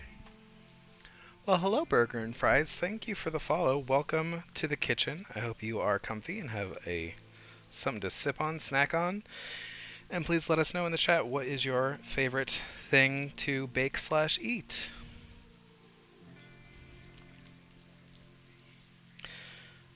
If you also don't like the smell of garlic on your hands, of course, using like a garlic press or something similar, or one of those little like rolly dealies like silicone tubes that you can put them in to roll and get the papers off. I've seen people stick the garlic cloves in between like a glass bowl and a plate and just shake it, and that can get the paper off. There's all sorts of tricks. If you do it with your hands like I do, then you can also just wash your hands like when you're washing your knife. And something about the stainless steel and chemistry and something will help get the odor off of your hands. But I mean, there's worse things to smell like than garlic. Especially during your cooking. And that's why we do our dessert first, because then we don't get that garlic into our dessert. Because that wouldn't be good. We're not having a garlicky dessert today.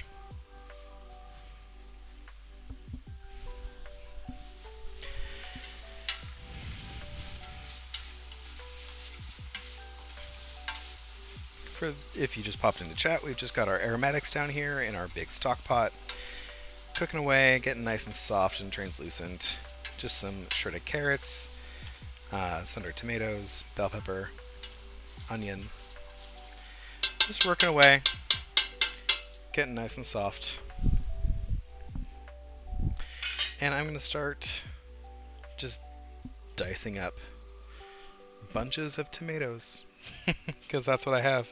I need to use them up, because I went to the farmer's market and bought some, and my mom went to the farmer's market and bought some and bought too many, and so she gave some to me, and we have some coming out of the garden, and I was running out of things to do with tomatoes. So I've got pasta sauce in the freezer, I've got fresh pico de gallo in the fridge, and now I'm making tomato soup. So it's been a very tomatoey couple of weeks.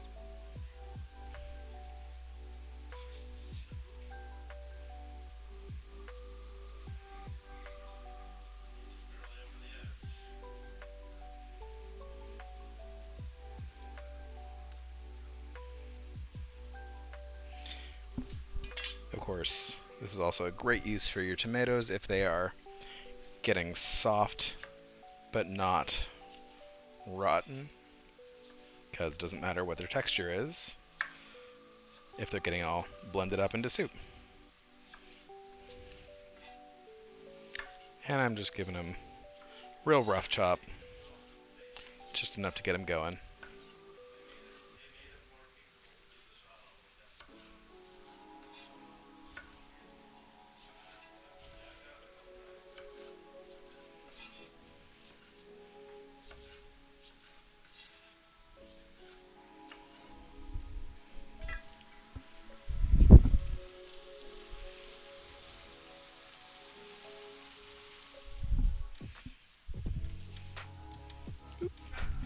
That one's getting some mold on it. Make sure you check your tomatoes, because where they sit on the counter they can start getting, that's where they start getting mold on, so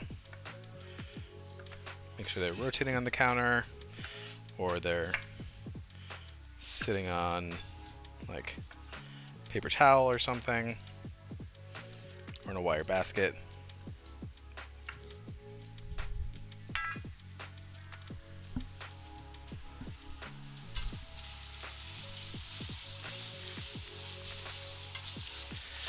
Also, make sure to have your fan on when you're cooking, especially if you're using gas. One, because you want to suck up that smoke so it doesn't set off the smoke alarm, because I've had that problem before.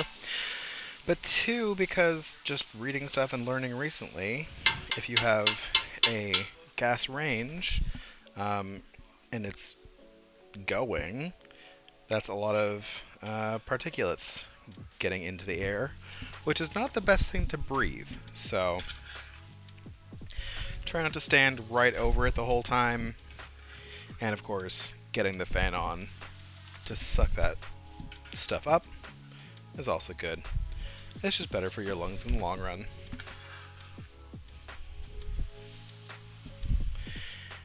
And of course, I do stan gas ranges, but that is because I grew up with very poor quality electric. And these days, if you have an induction range, they work so well and so nicely that I think when we get a new house, we might go for that.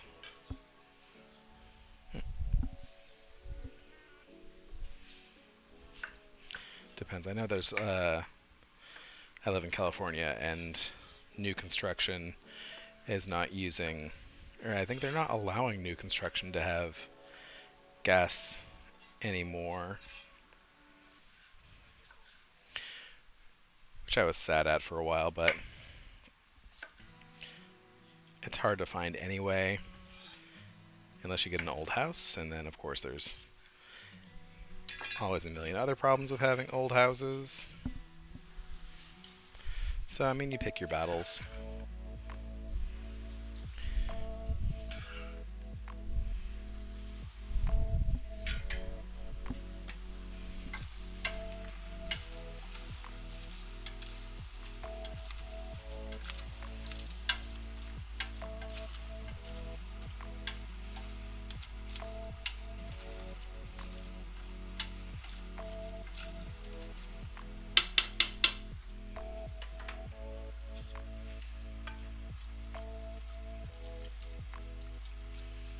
I've got some slowly candying curls of carrot and ginger back here for garnishing dessert with later. Pretty much just gonna keep putting tomatoes in until it looks like I have enough tomatoes in there.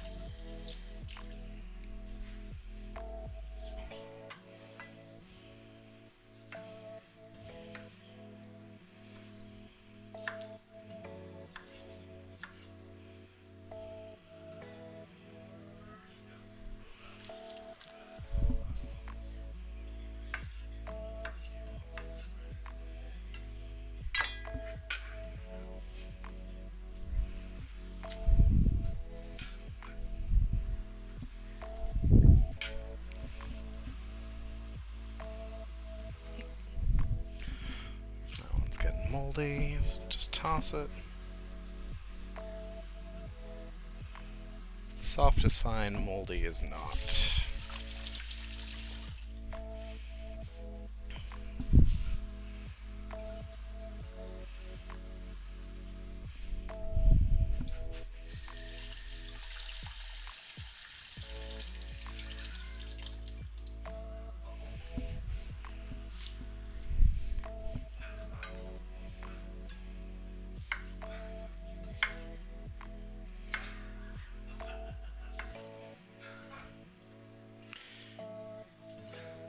You could also, especially if you have really firm tomatoes and if you don't like the skins so much, you could also give your tomatoes a little quick dip in boiling water.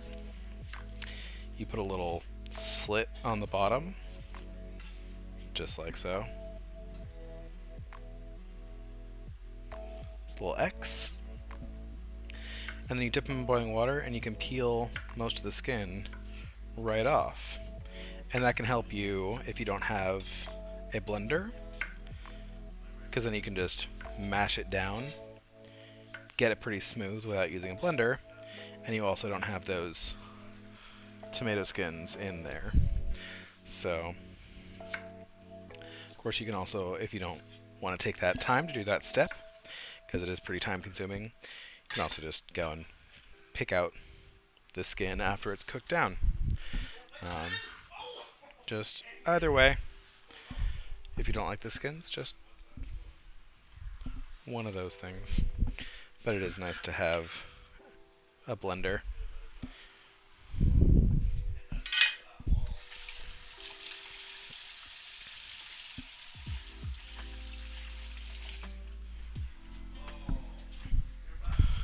So that's most of my excess tomatoes.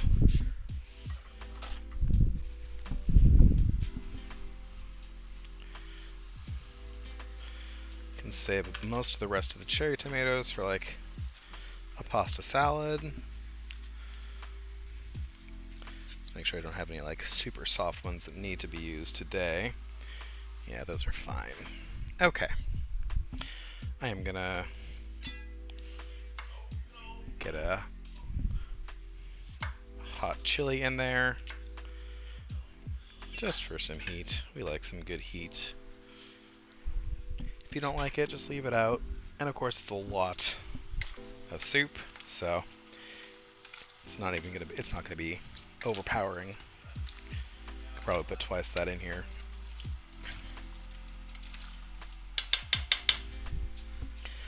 So I'm going to add some more salt.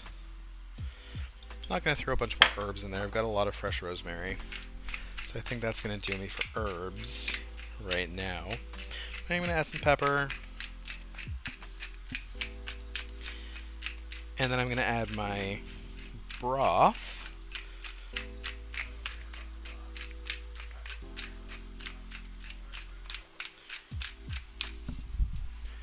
And some wine.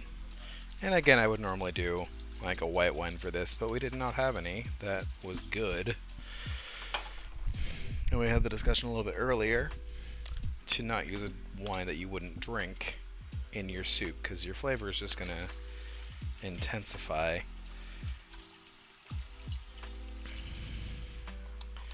So if you aren't going to drink it, certainly don't put it in your soup, because you're not going to like it.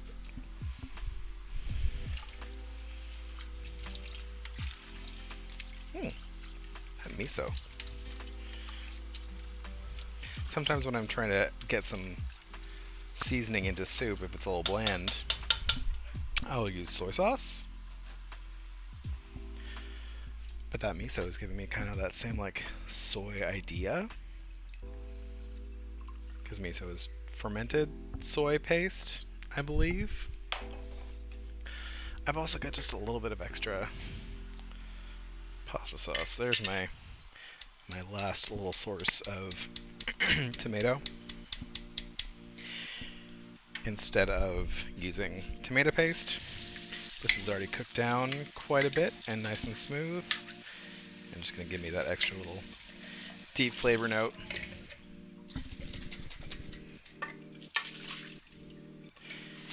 It's a good way to use up, like, because often the jar of sauce is not quite the right amount for your pasta. So you're going to use a little bit extra or leave a little bit out of your jar. So if I have a little bit extra to use up, I'll just throw it in tomato soup.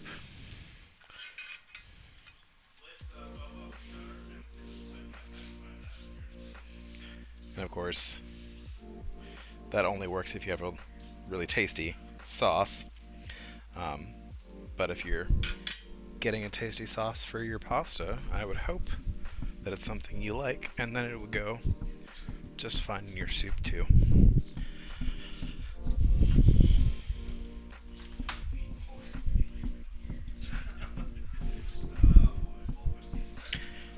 Need to get a different place for my trash can. Okay.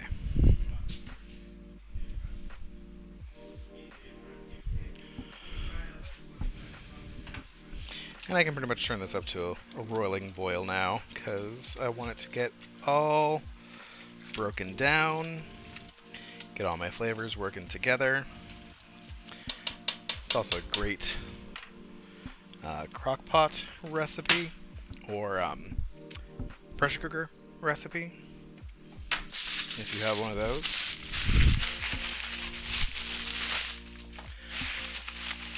Alright, thank you for stopping by, Joey. It's always nice to see you. I'm just going to start getting stuff together for our Grilly cheeses.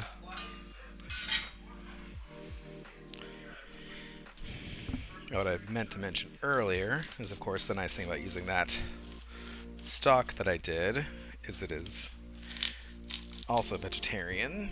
So if you're looking for nice, good vegetarian comfort food, this would certainly fit the bill. If you don't care, then certainly go ahead and use chicken broth. Use whatever you have, whatever you like.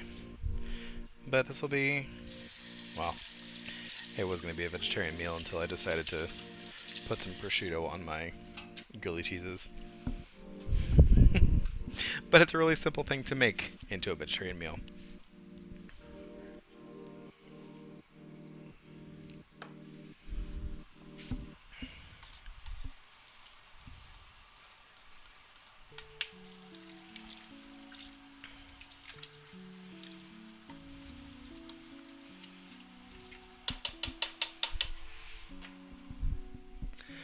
And that's just going to cook down and simmer.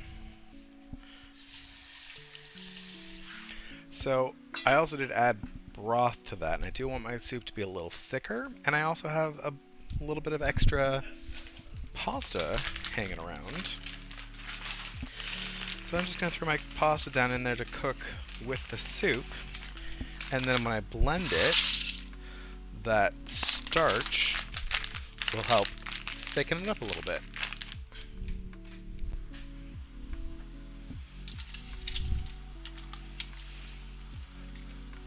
And of course I wouldn't recommend doing that if you weren't going to blend it. But if you did just cook the pasta long enough, it would kind of dissolve on its own.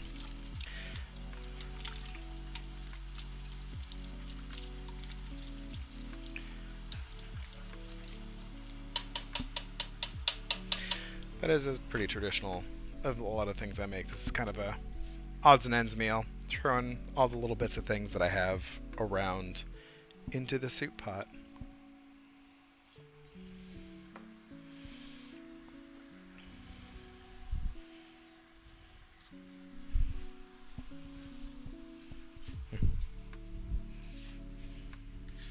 Okay.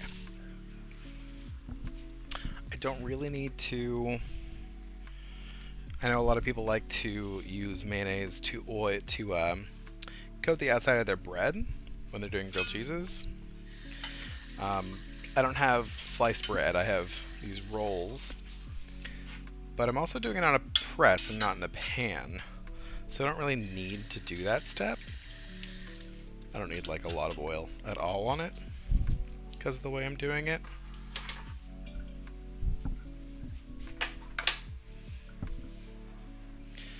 So I'm going to skip that step. I'm going to butter the insides, mostly so my cheese will stick on there.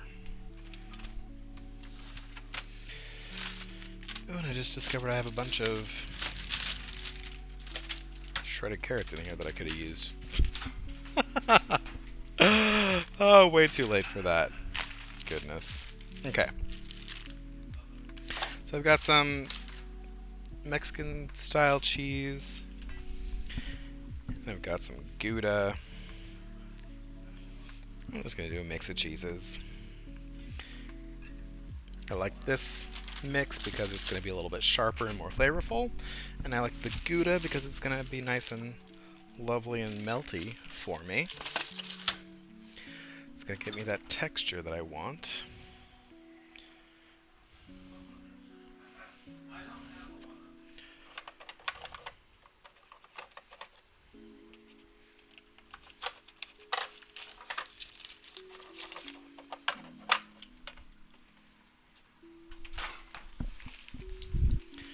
And of course, do your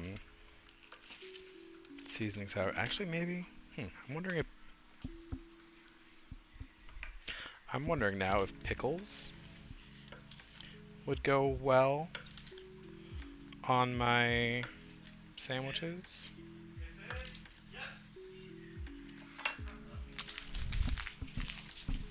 Because I've got some pickles in here. I do like pickles a lot. Maybe I'll slice them a little bit thinner and put them on as well.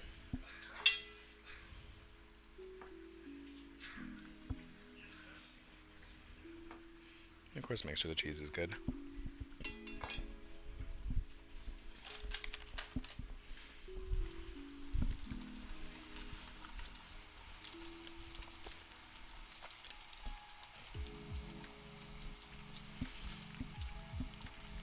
And this soup is almost there. But of course, the longer that you let it just simmer, the more the flavors will concentrate and get stronger. So, if you want something really strong, just let it go longer. It's not going to hurt it, as long as you don't boil all the liquid away.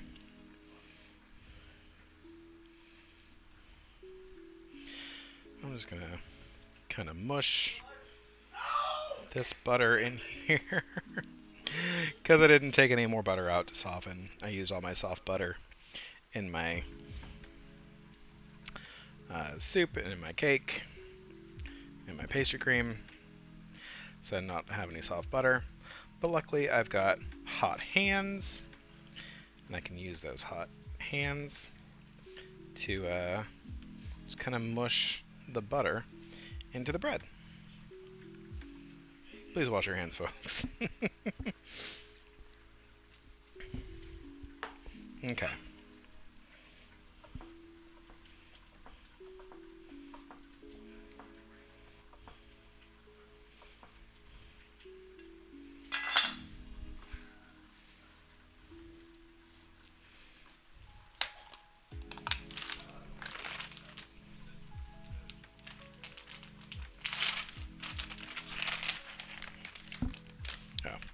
Should probably pick up that butter that I dropped on the floor.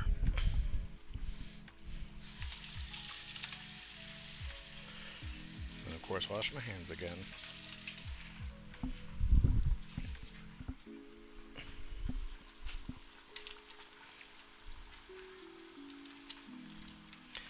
Just back here, giving my soup a stir every once in a while, make sure nothing's sticking to the bottom.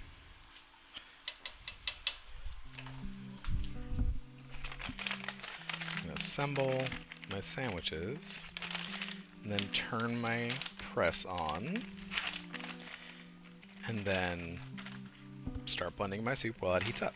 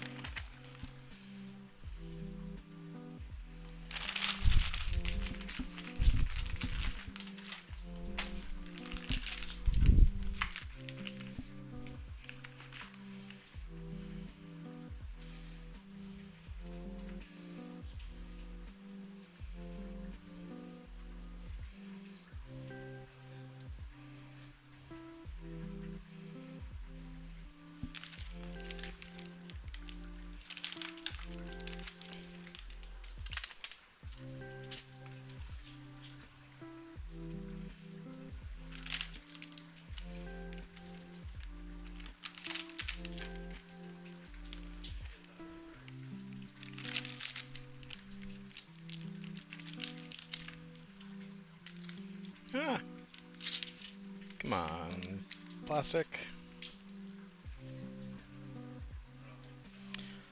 It's one thing I hate about prosciutto this way, is that it just is all separated by plastic.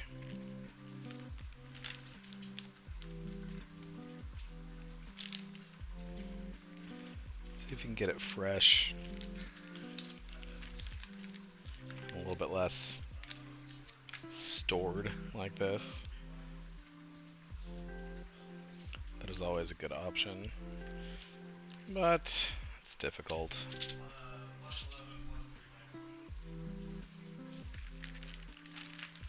Okay.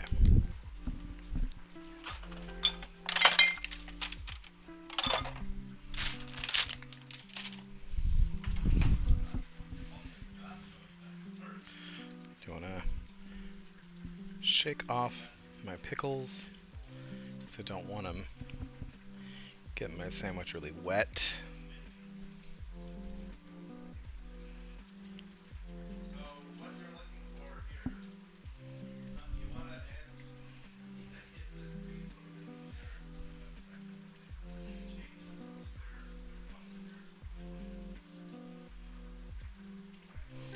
I'm going for relatively thin slices. Okay. There's the sandwiches all ready to go.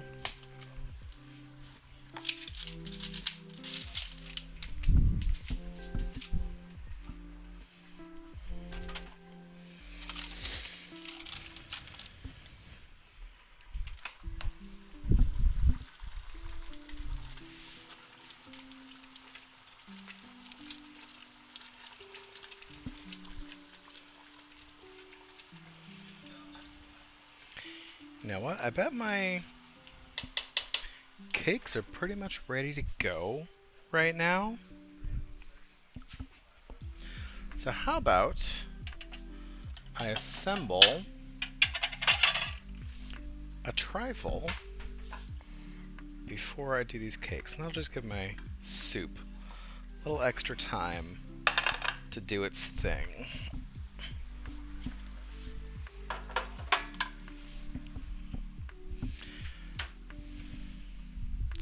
So let's grab a mason jar. Pretty sure I have some back here. I do. Perfect. These are going to be little cute mini ones. But of course you can do a full-size trifle if that is what you want to do. What did you make for dinner, Teo? Okay, I'm going to wash my hands a little bit longer just to get any tomatoey flavor off of them before I start working with cake.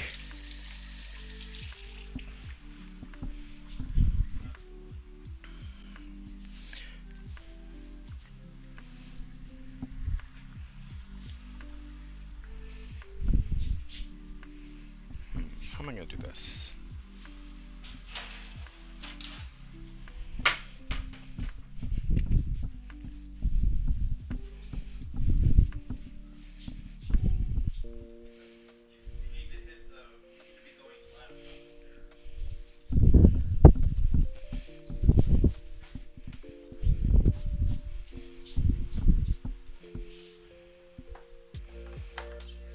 Let's grab a knife that hasn't been cutting tomatoes and onions. Okay. Beans, eggs, and chicken. Beans, eggs, and chicken. Interesting. So, I'm just going to build up.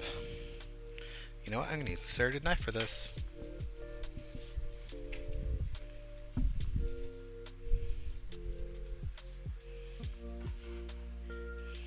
So I'm just going to cut my carrot cake, which would be easier to cut if I put it in the freezer for a little bit, but it's fine.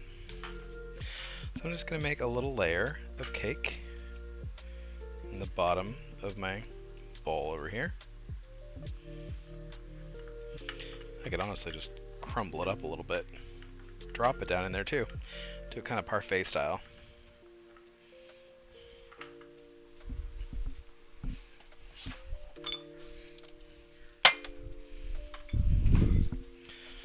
And then I've got my ginger pastry cream.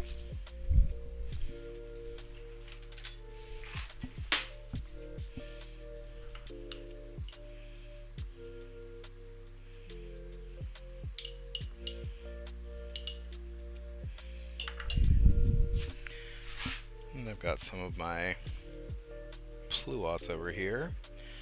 I use pluots because that's what I had, but if I had shopped specifically for this, I would have gotten some apricots Those would have been really nice. But I do love nice fresh pluots, so I'm going with it. Another layer of cake.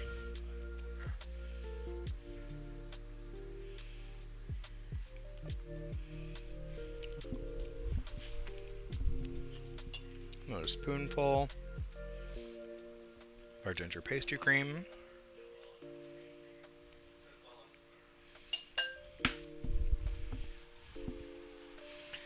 And then top it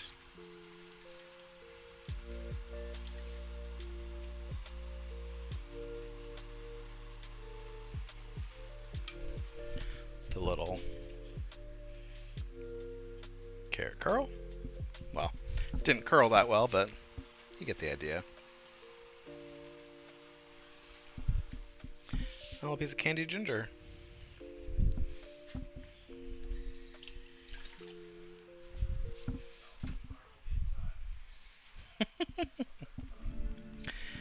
And let's go to this cam over here. And there is your cute little trifle. It's kind of like a parfait, but it's real good. I'm just tasting the cake and the cream on their own, but... And this transports really nicely. If you fill it just a tiny bit less full, you could seal it up and take it with you and be great for a picnic. I am pretty ready to dig into that. I mean, honestly, still sealed up just fine. And one of these cakes, didn't quite make two. And of course, if you're doing a traditional trifle, get yourself a nice big glass bowl and do thicker layers, because then you can just see it all.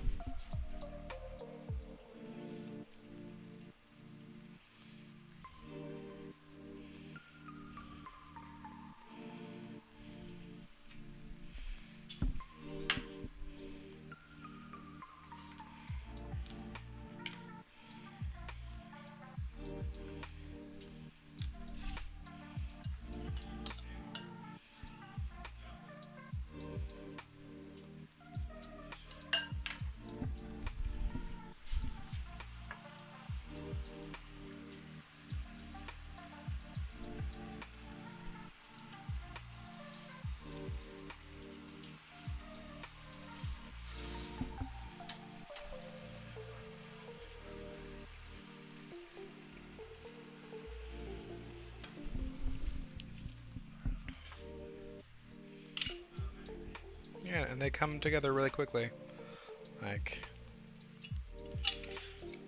I'm gonna stick those back in the fridge, and I'll do a big one later for Instagram.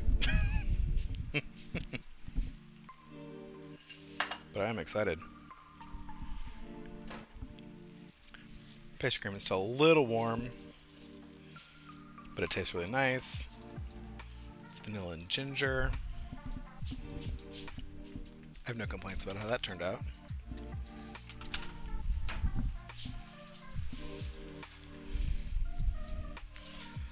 This can go up here, out of my way.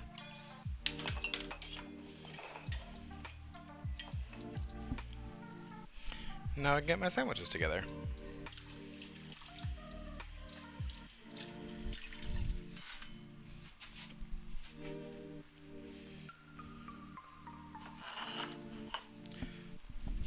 Oh, you know what? I forgot to put pecans in there. I'll make sure to do it right next time. I had those pecans all toasted up. I didn't burn them or anything.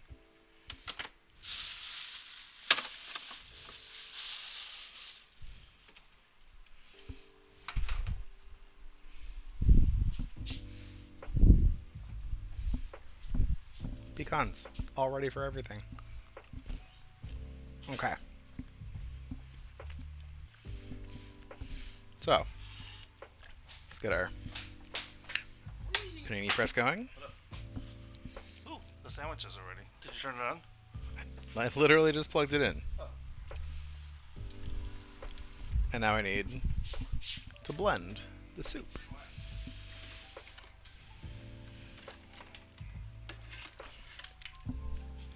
If you don't have an immersion blender, you can of course transfer this with a ladle into a regular blender and do it that way in batches, depending on how big your blender is. But I've got this nice stick blender, so I will go ahead and use it.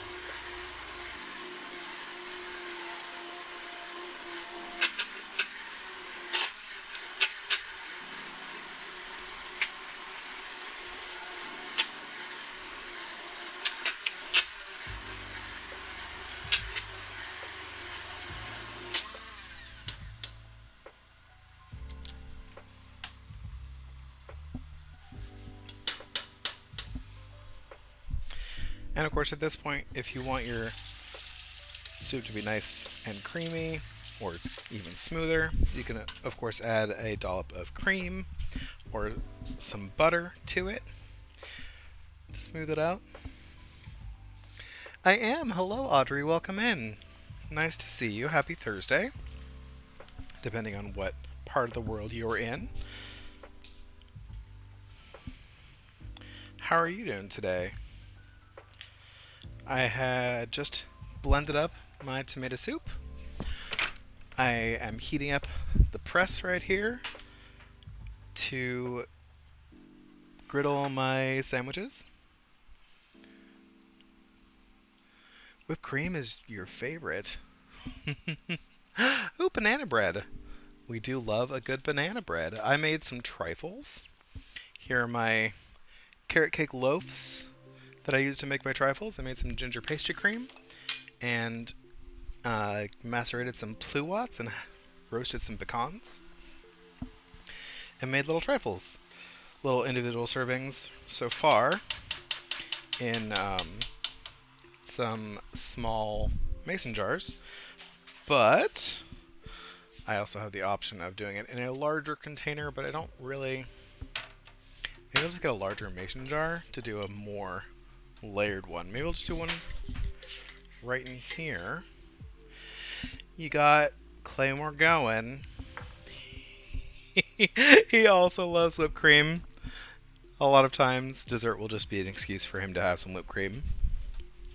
I did not make any whipped cream to go with this. Mostly because I don't think we have any. Oh no, I do have cream. I have no excuses now. Maybe I have to make some whipped cream. I could also whip some cream and then fold it into my pastry cream to make creme diplomat.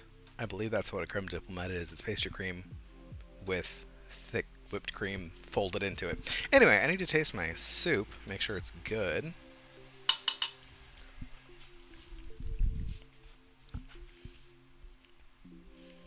Ooh, spicier than I thought it'd be.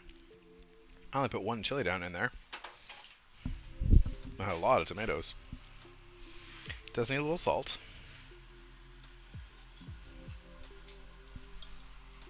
But otherwise, it has a lovely tomatoey flavor. We had some sun-dried tomatoes, a lot of fresh tomatoes, a little bit of leftover tomato sauce. And it is just sitting here doing its thing, reducing a little bit more until our sandwiches are ready.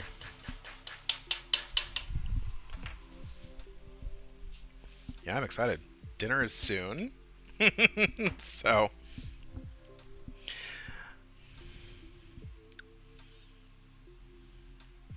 oh yes, I need to make a big batch of whipped cream, because then Mark can just have some uh, carrot cake with whipped cream for breakfast tomorrow.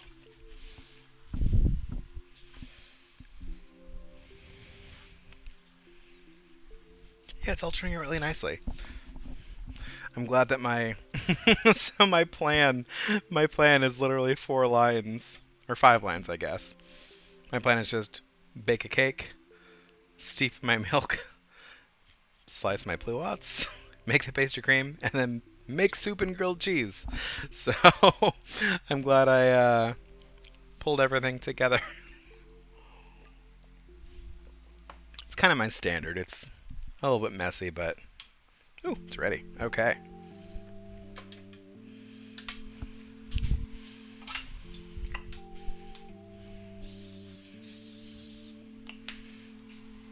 Slightly oil that.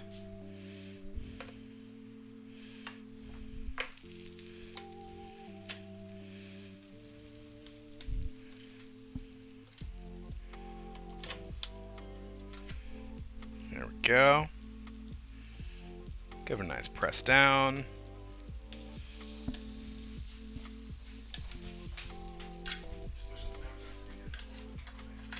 Hmm?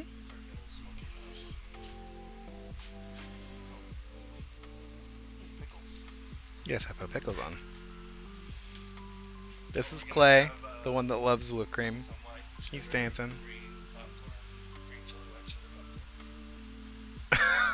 He's talking about popcorn that I bought for some reason. This is with soup, right? Yes, it's with the soup that's right behind you.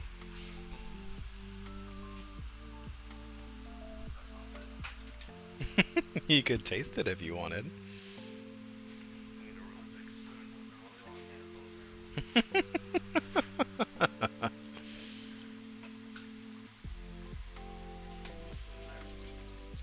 Oh, this is just some Sangiovese wine that I put down. I put most of it in the soup, and then the rest in me.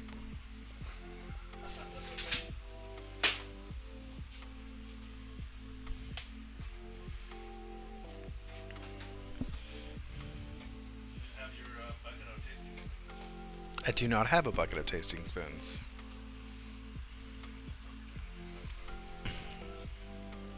He wants a bucket of tasting spoons. No, I just remember when I went to that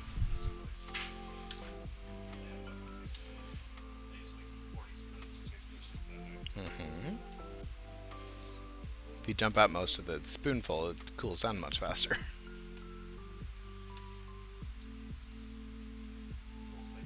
Yeah, it is a little spicy. A little less tomato taste than I would expect.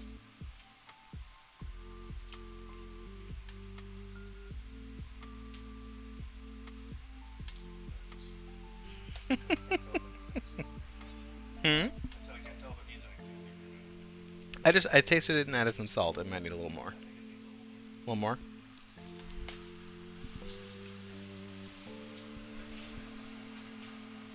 Yes, yes, you can save that spoon.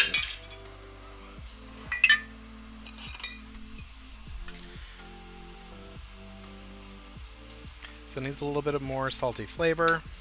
I don't want to just add more salt. So I did put a little bit of soy sauce down in there, because that'll give it some salty flavor, some umami flavor. It'll pair with the broth that I already used in here, because I used that miso broth.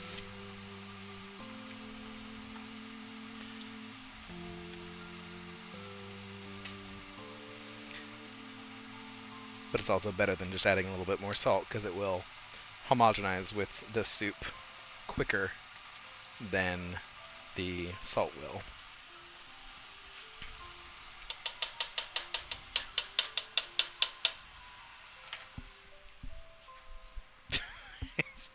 In here trying to take pictures of this panini.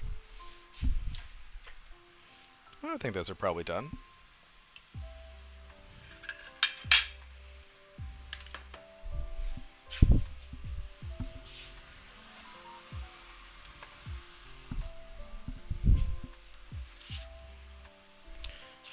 Got some nice grill press marks.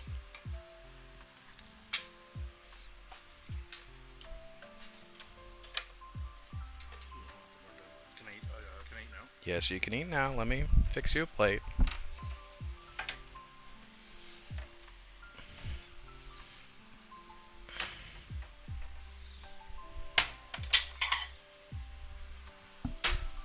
Okay. Let's get a paper towel. Put the ball in a paper towel so it doesn't slide around.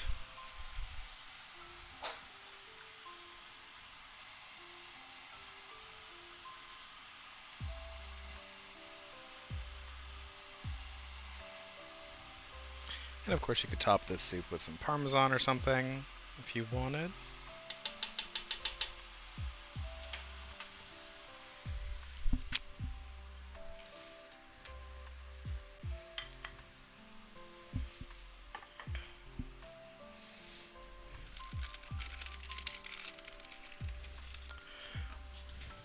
And of course the way you know it's Clay's sandwich is that it has a skewer down in it. So, oop, a little messy. Can't show that. It is a panini. It's a lovely grilly cheesy with some prosciutto and pickles panini. So, this is Mark's dinner. He does need a haircut. Here's our tomato soup and grilly cheese.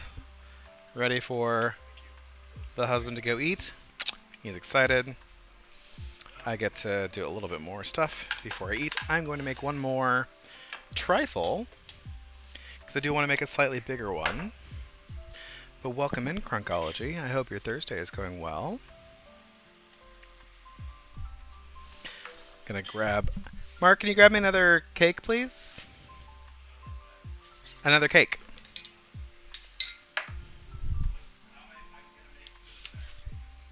What? No, grab me a cake from the table over there.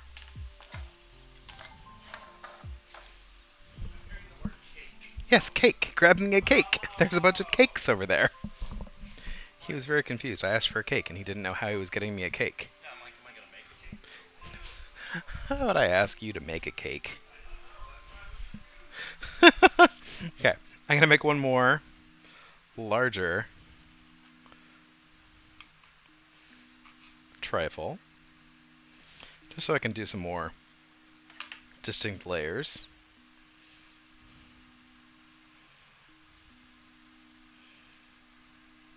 So just a couple of slices of... This is too hot to move right now.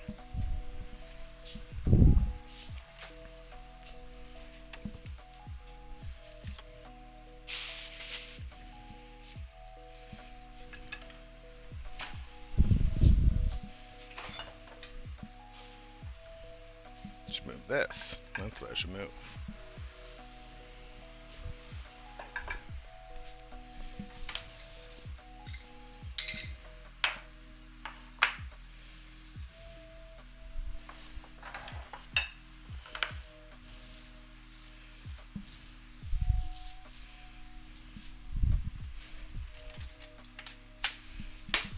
Here's our ginger pastry cream.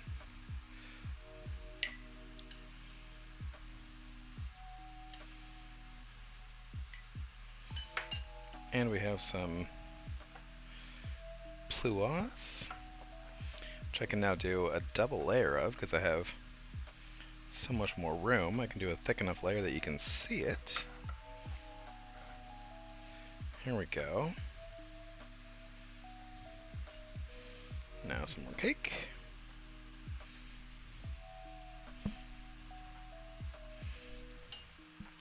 More cream.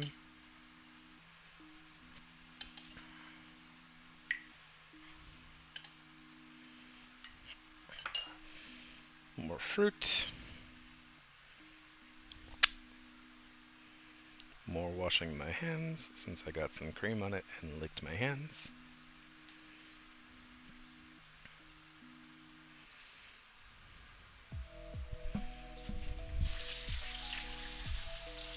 Now let's make some whipped cream for topping this.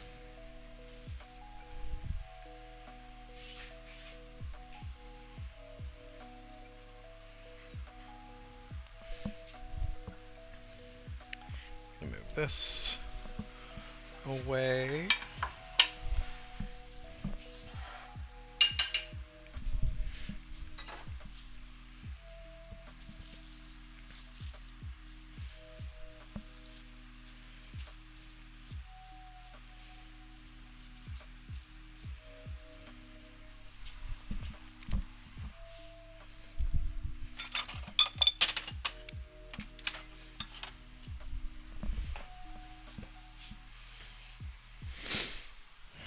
Now I am going to use this. I would normally do this by hand, but I am just running out of bowls. So I'm going to use the mixer to make my whipped cream.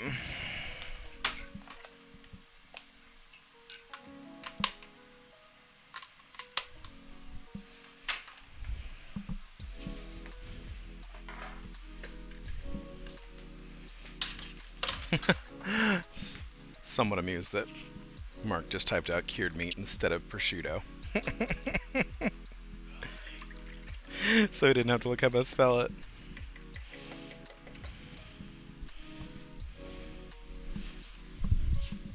And honestly,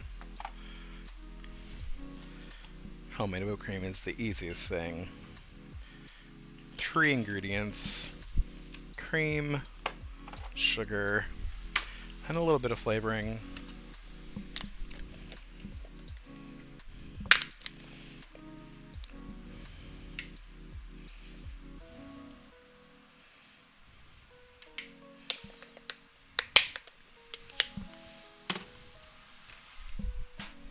And of course, sweeten it as much as you like.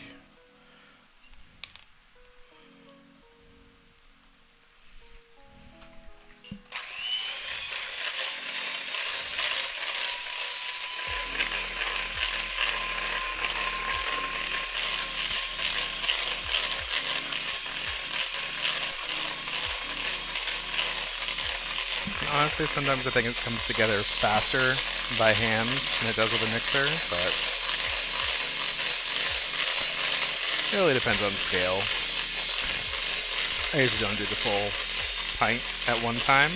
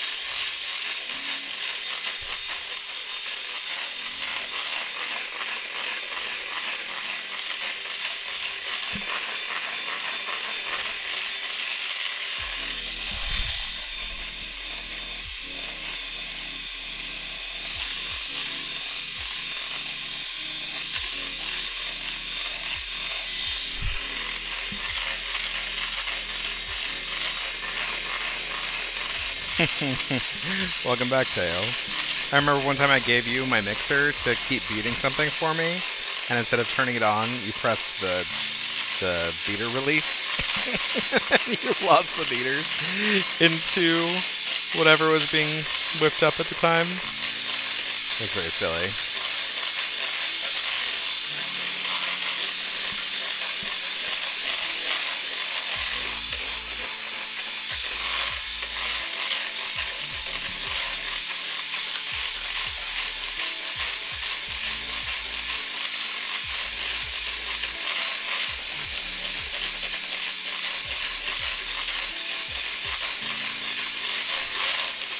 There we go. Getting nice and thick now.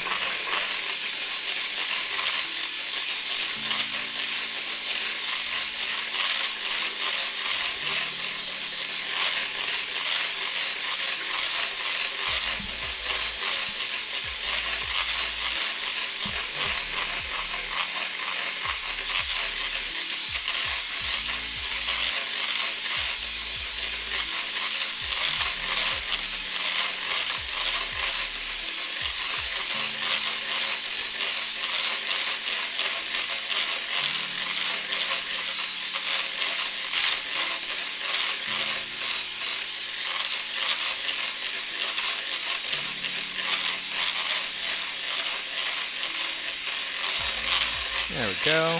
Nice and thick, but we don't want to keep going anymore. Because any farther and we would make butter. Which, if you're having a nice grilled up piece of banana bread by itself, and you wanted to toast it, and have it with melty, sweetened butter, that would also be lovely.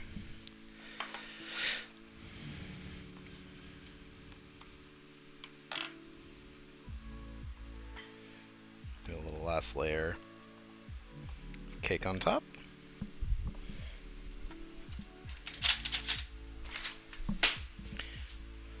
Do a nice dollop of whipped cream.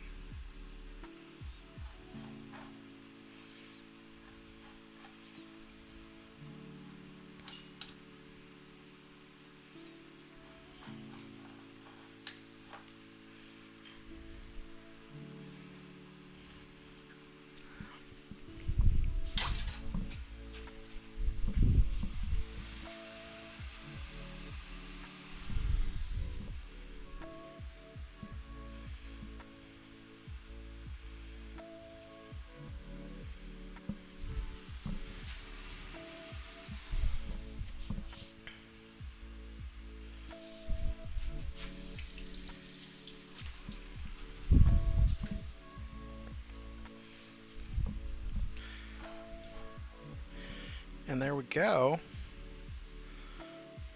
One shareable size portion of our trifle.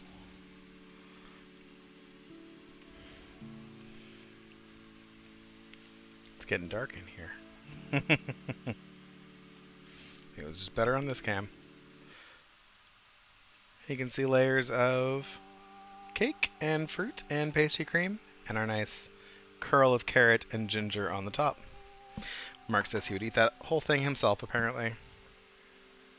He's hungry, I guess. So, that's it. That's our dinner and dessert for this Thursday. Thank you so much for coming out and hanging out with me. I hope that you all make some soup and make some grilly cheeses and make a lovely trifle with whatever your favorite flavor combination is. And please share it with me on social media. And whatever you make, I'm sure it'll be good enough to eat. Let's go find someone lovely to raid. Thank you, of course, to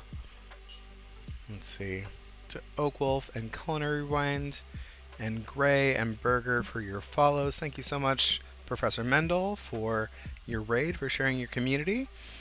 Please, if you have not followed Professor Mendel, give her a follow, because she also bakes very lovely treats and decorates them super nicely too, which is something that I'm not great at doing. Who is still gaming today?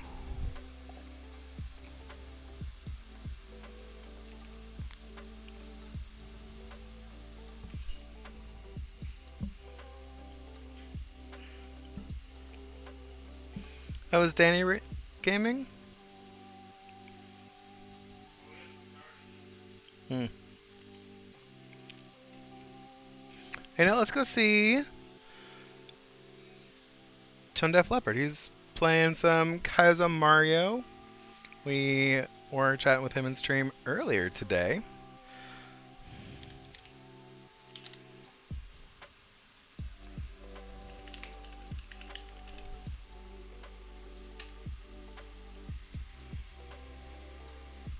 Spell it right? Haha. A-P-P-A-R-D. Awesome. So please show him some love. Be nice. Be respectful. Thank you for hanging out with me. Again, make your lovely dinner and dessert and share with me. And whatever you make, I'm sure it will be good enough to eat. Here is that raid message. Thank you for hanging out again, and I will see you next time.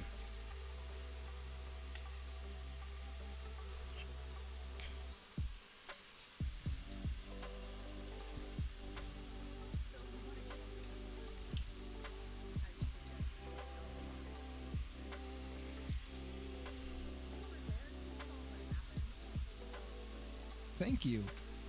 Thank you so much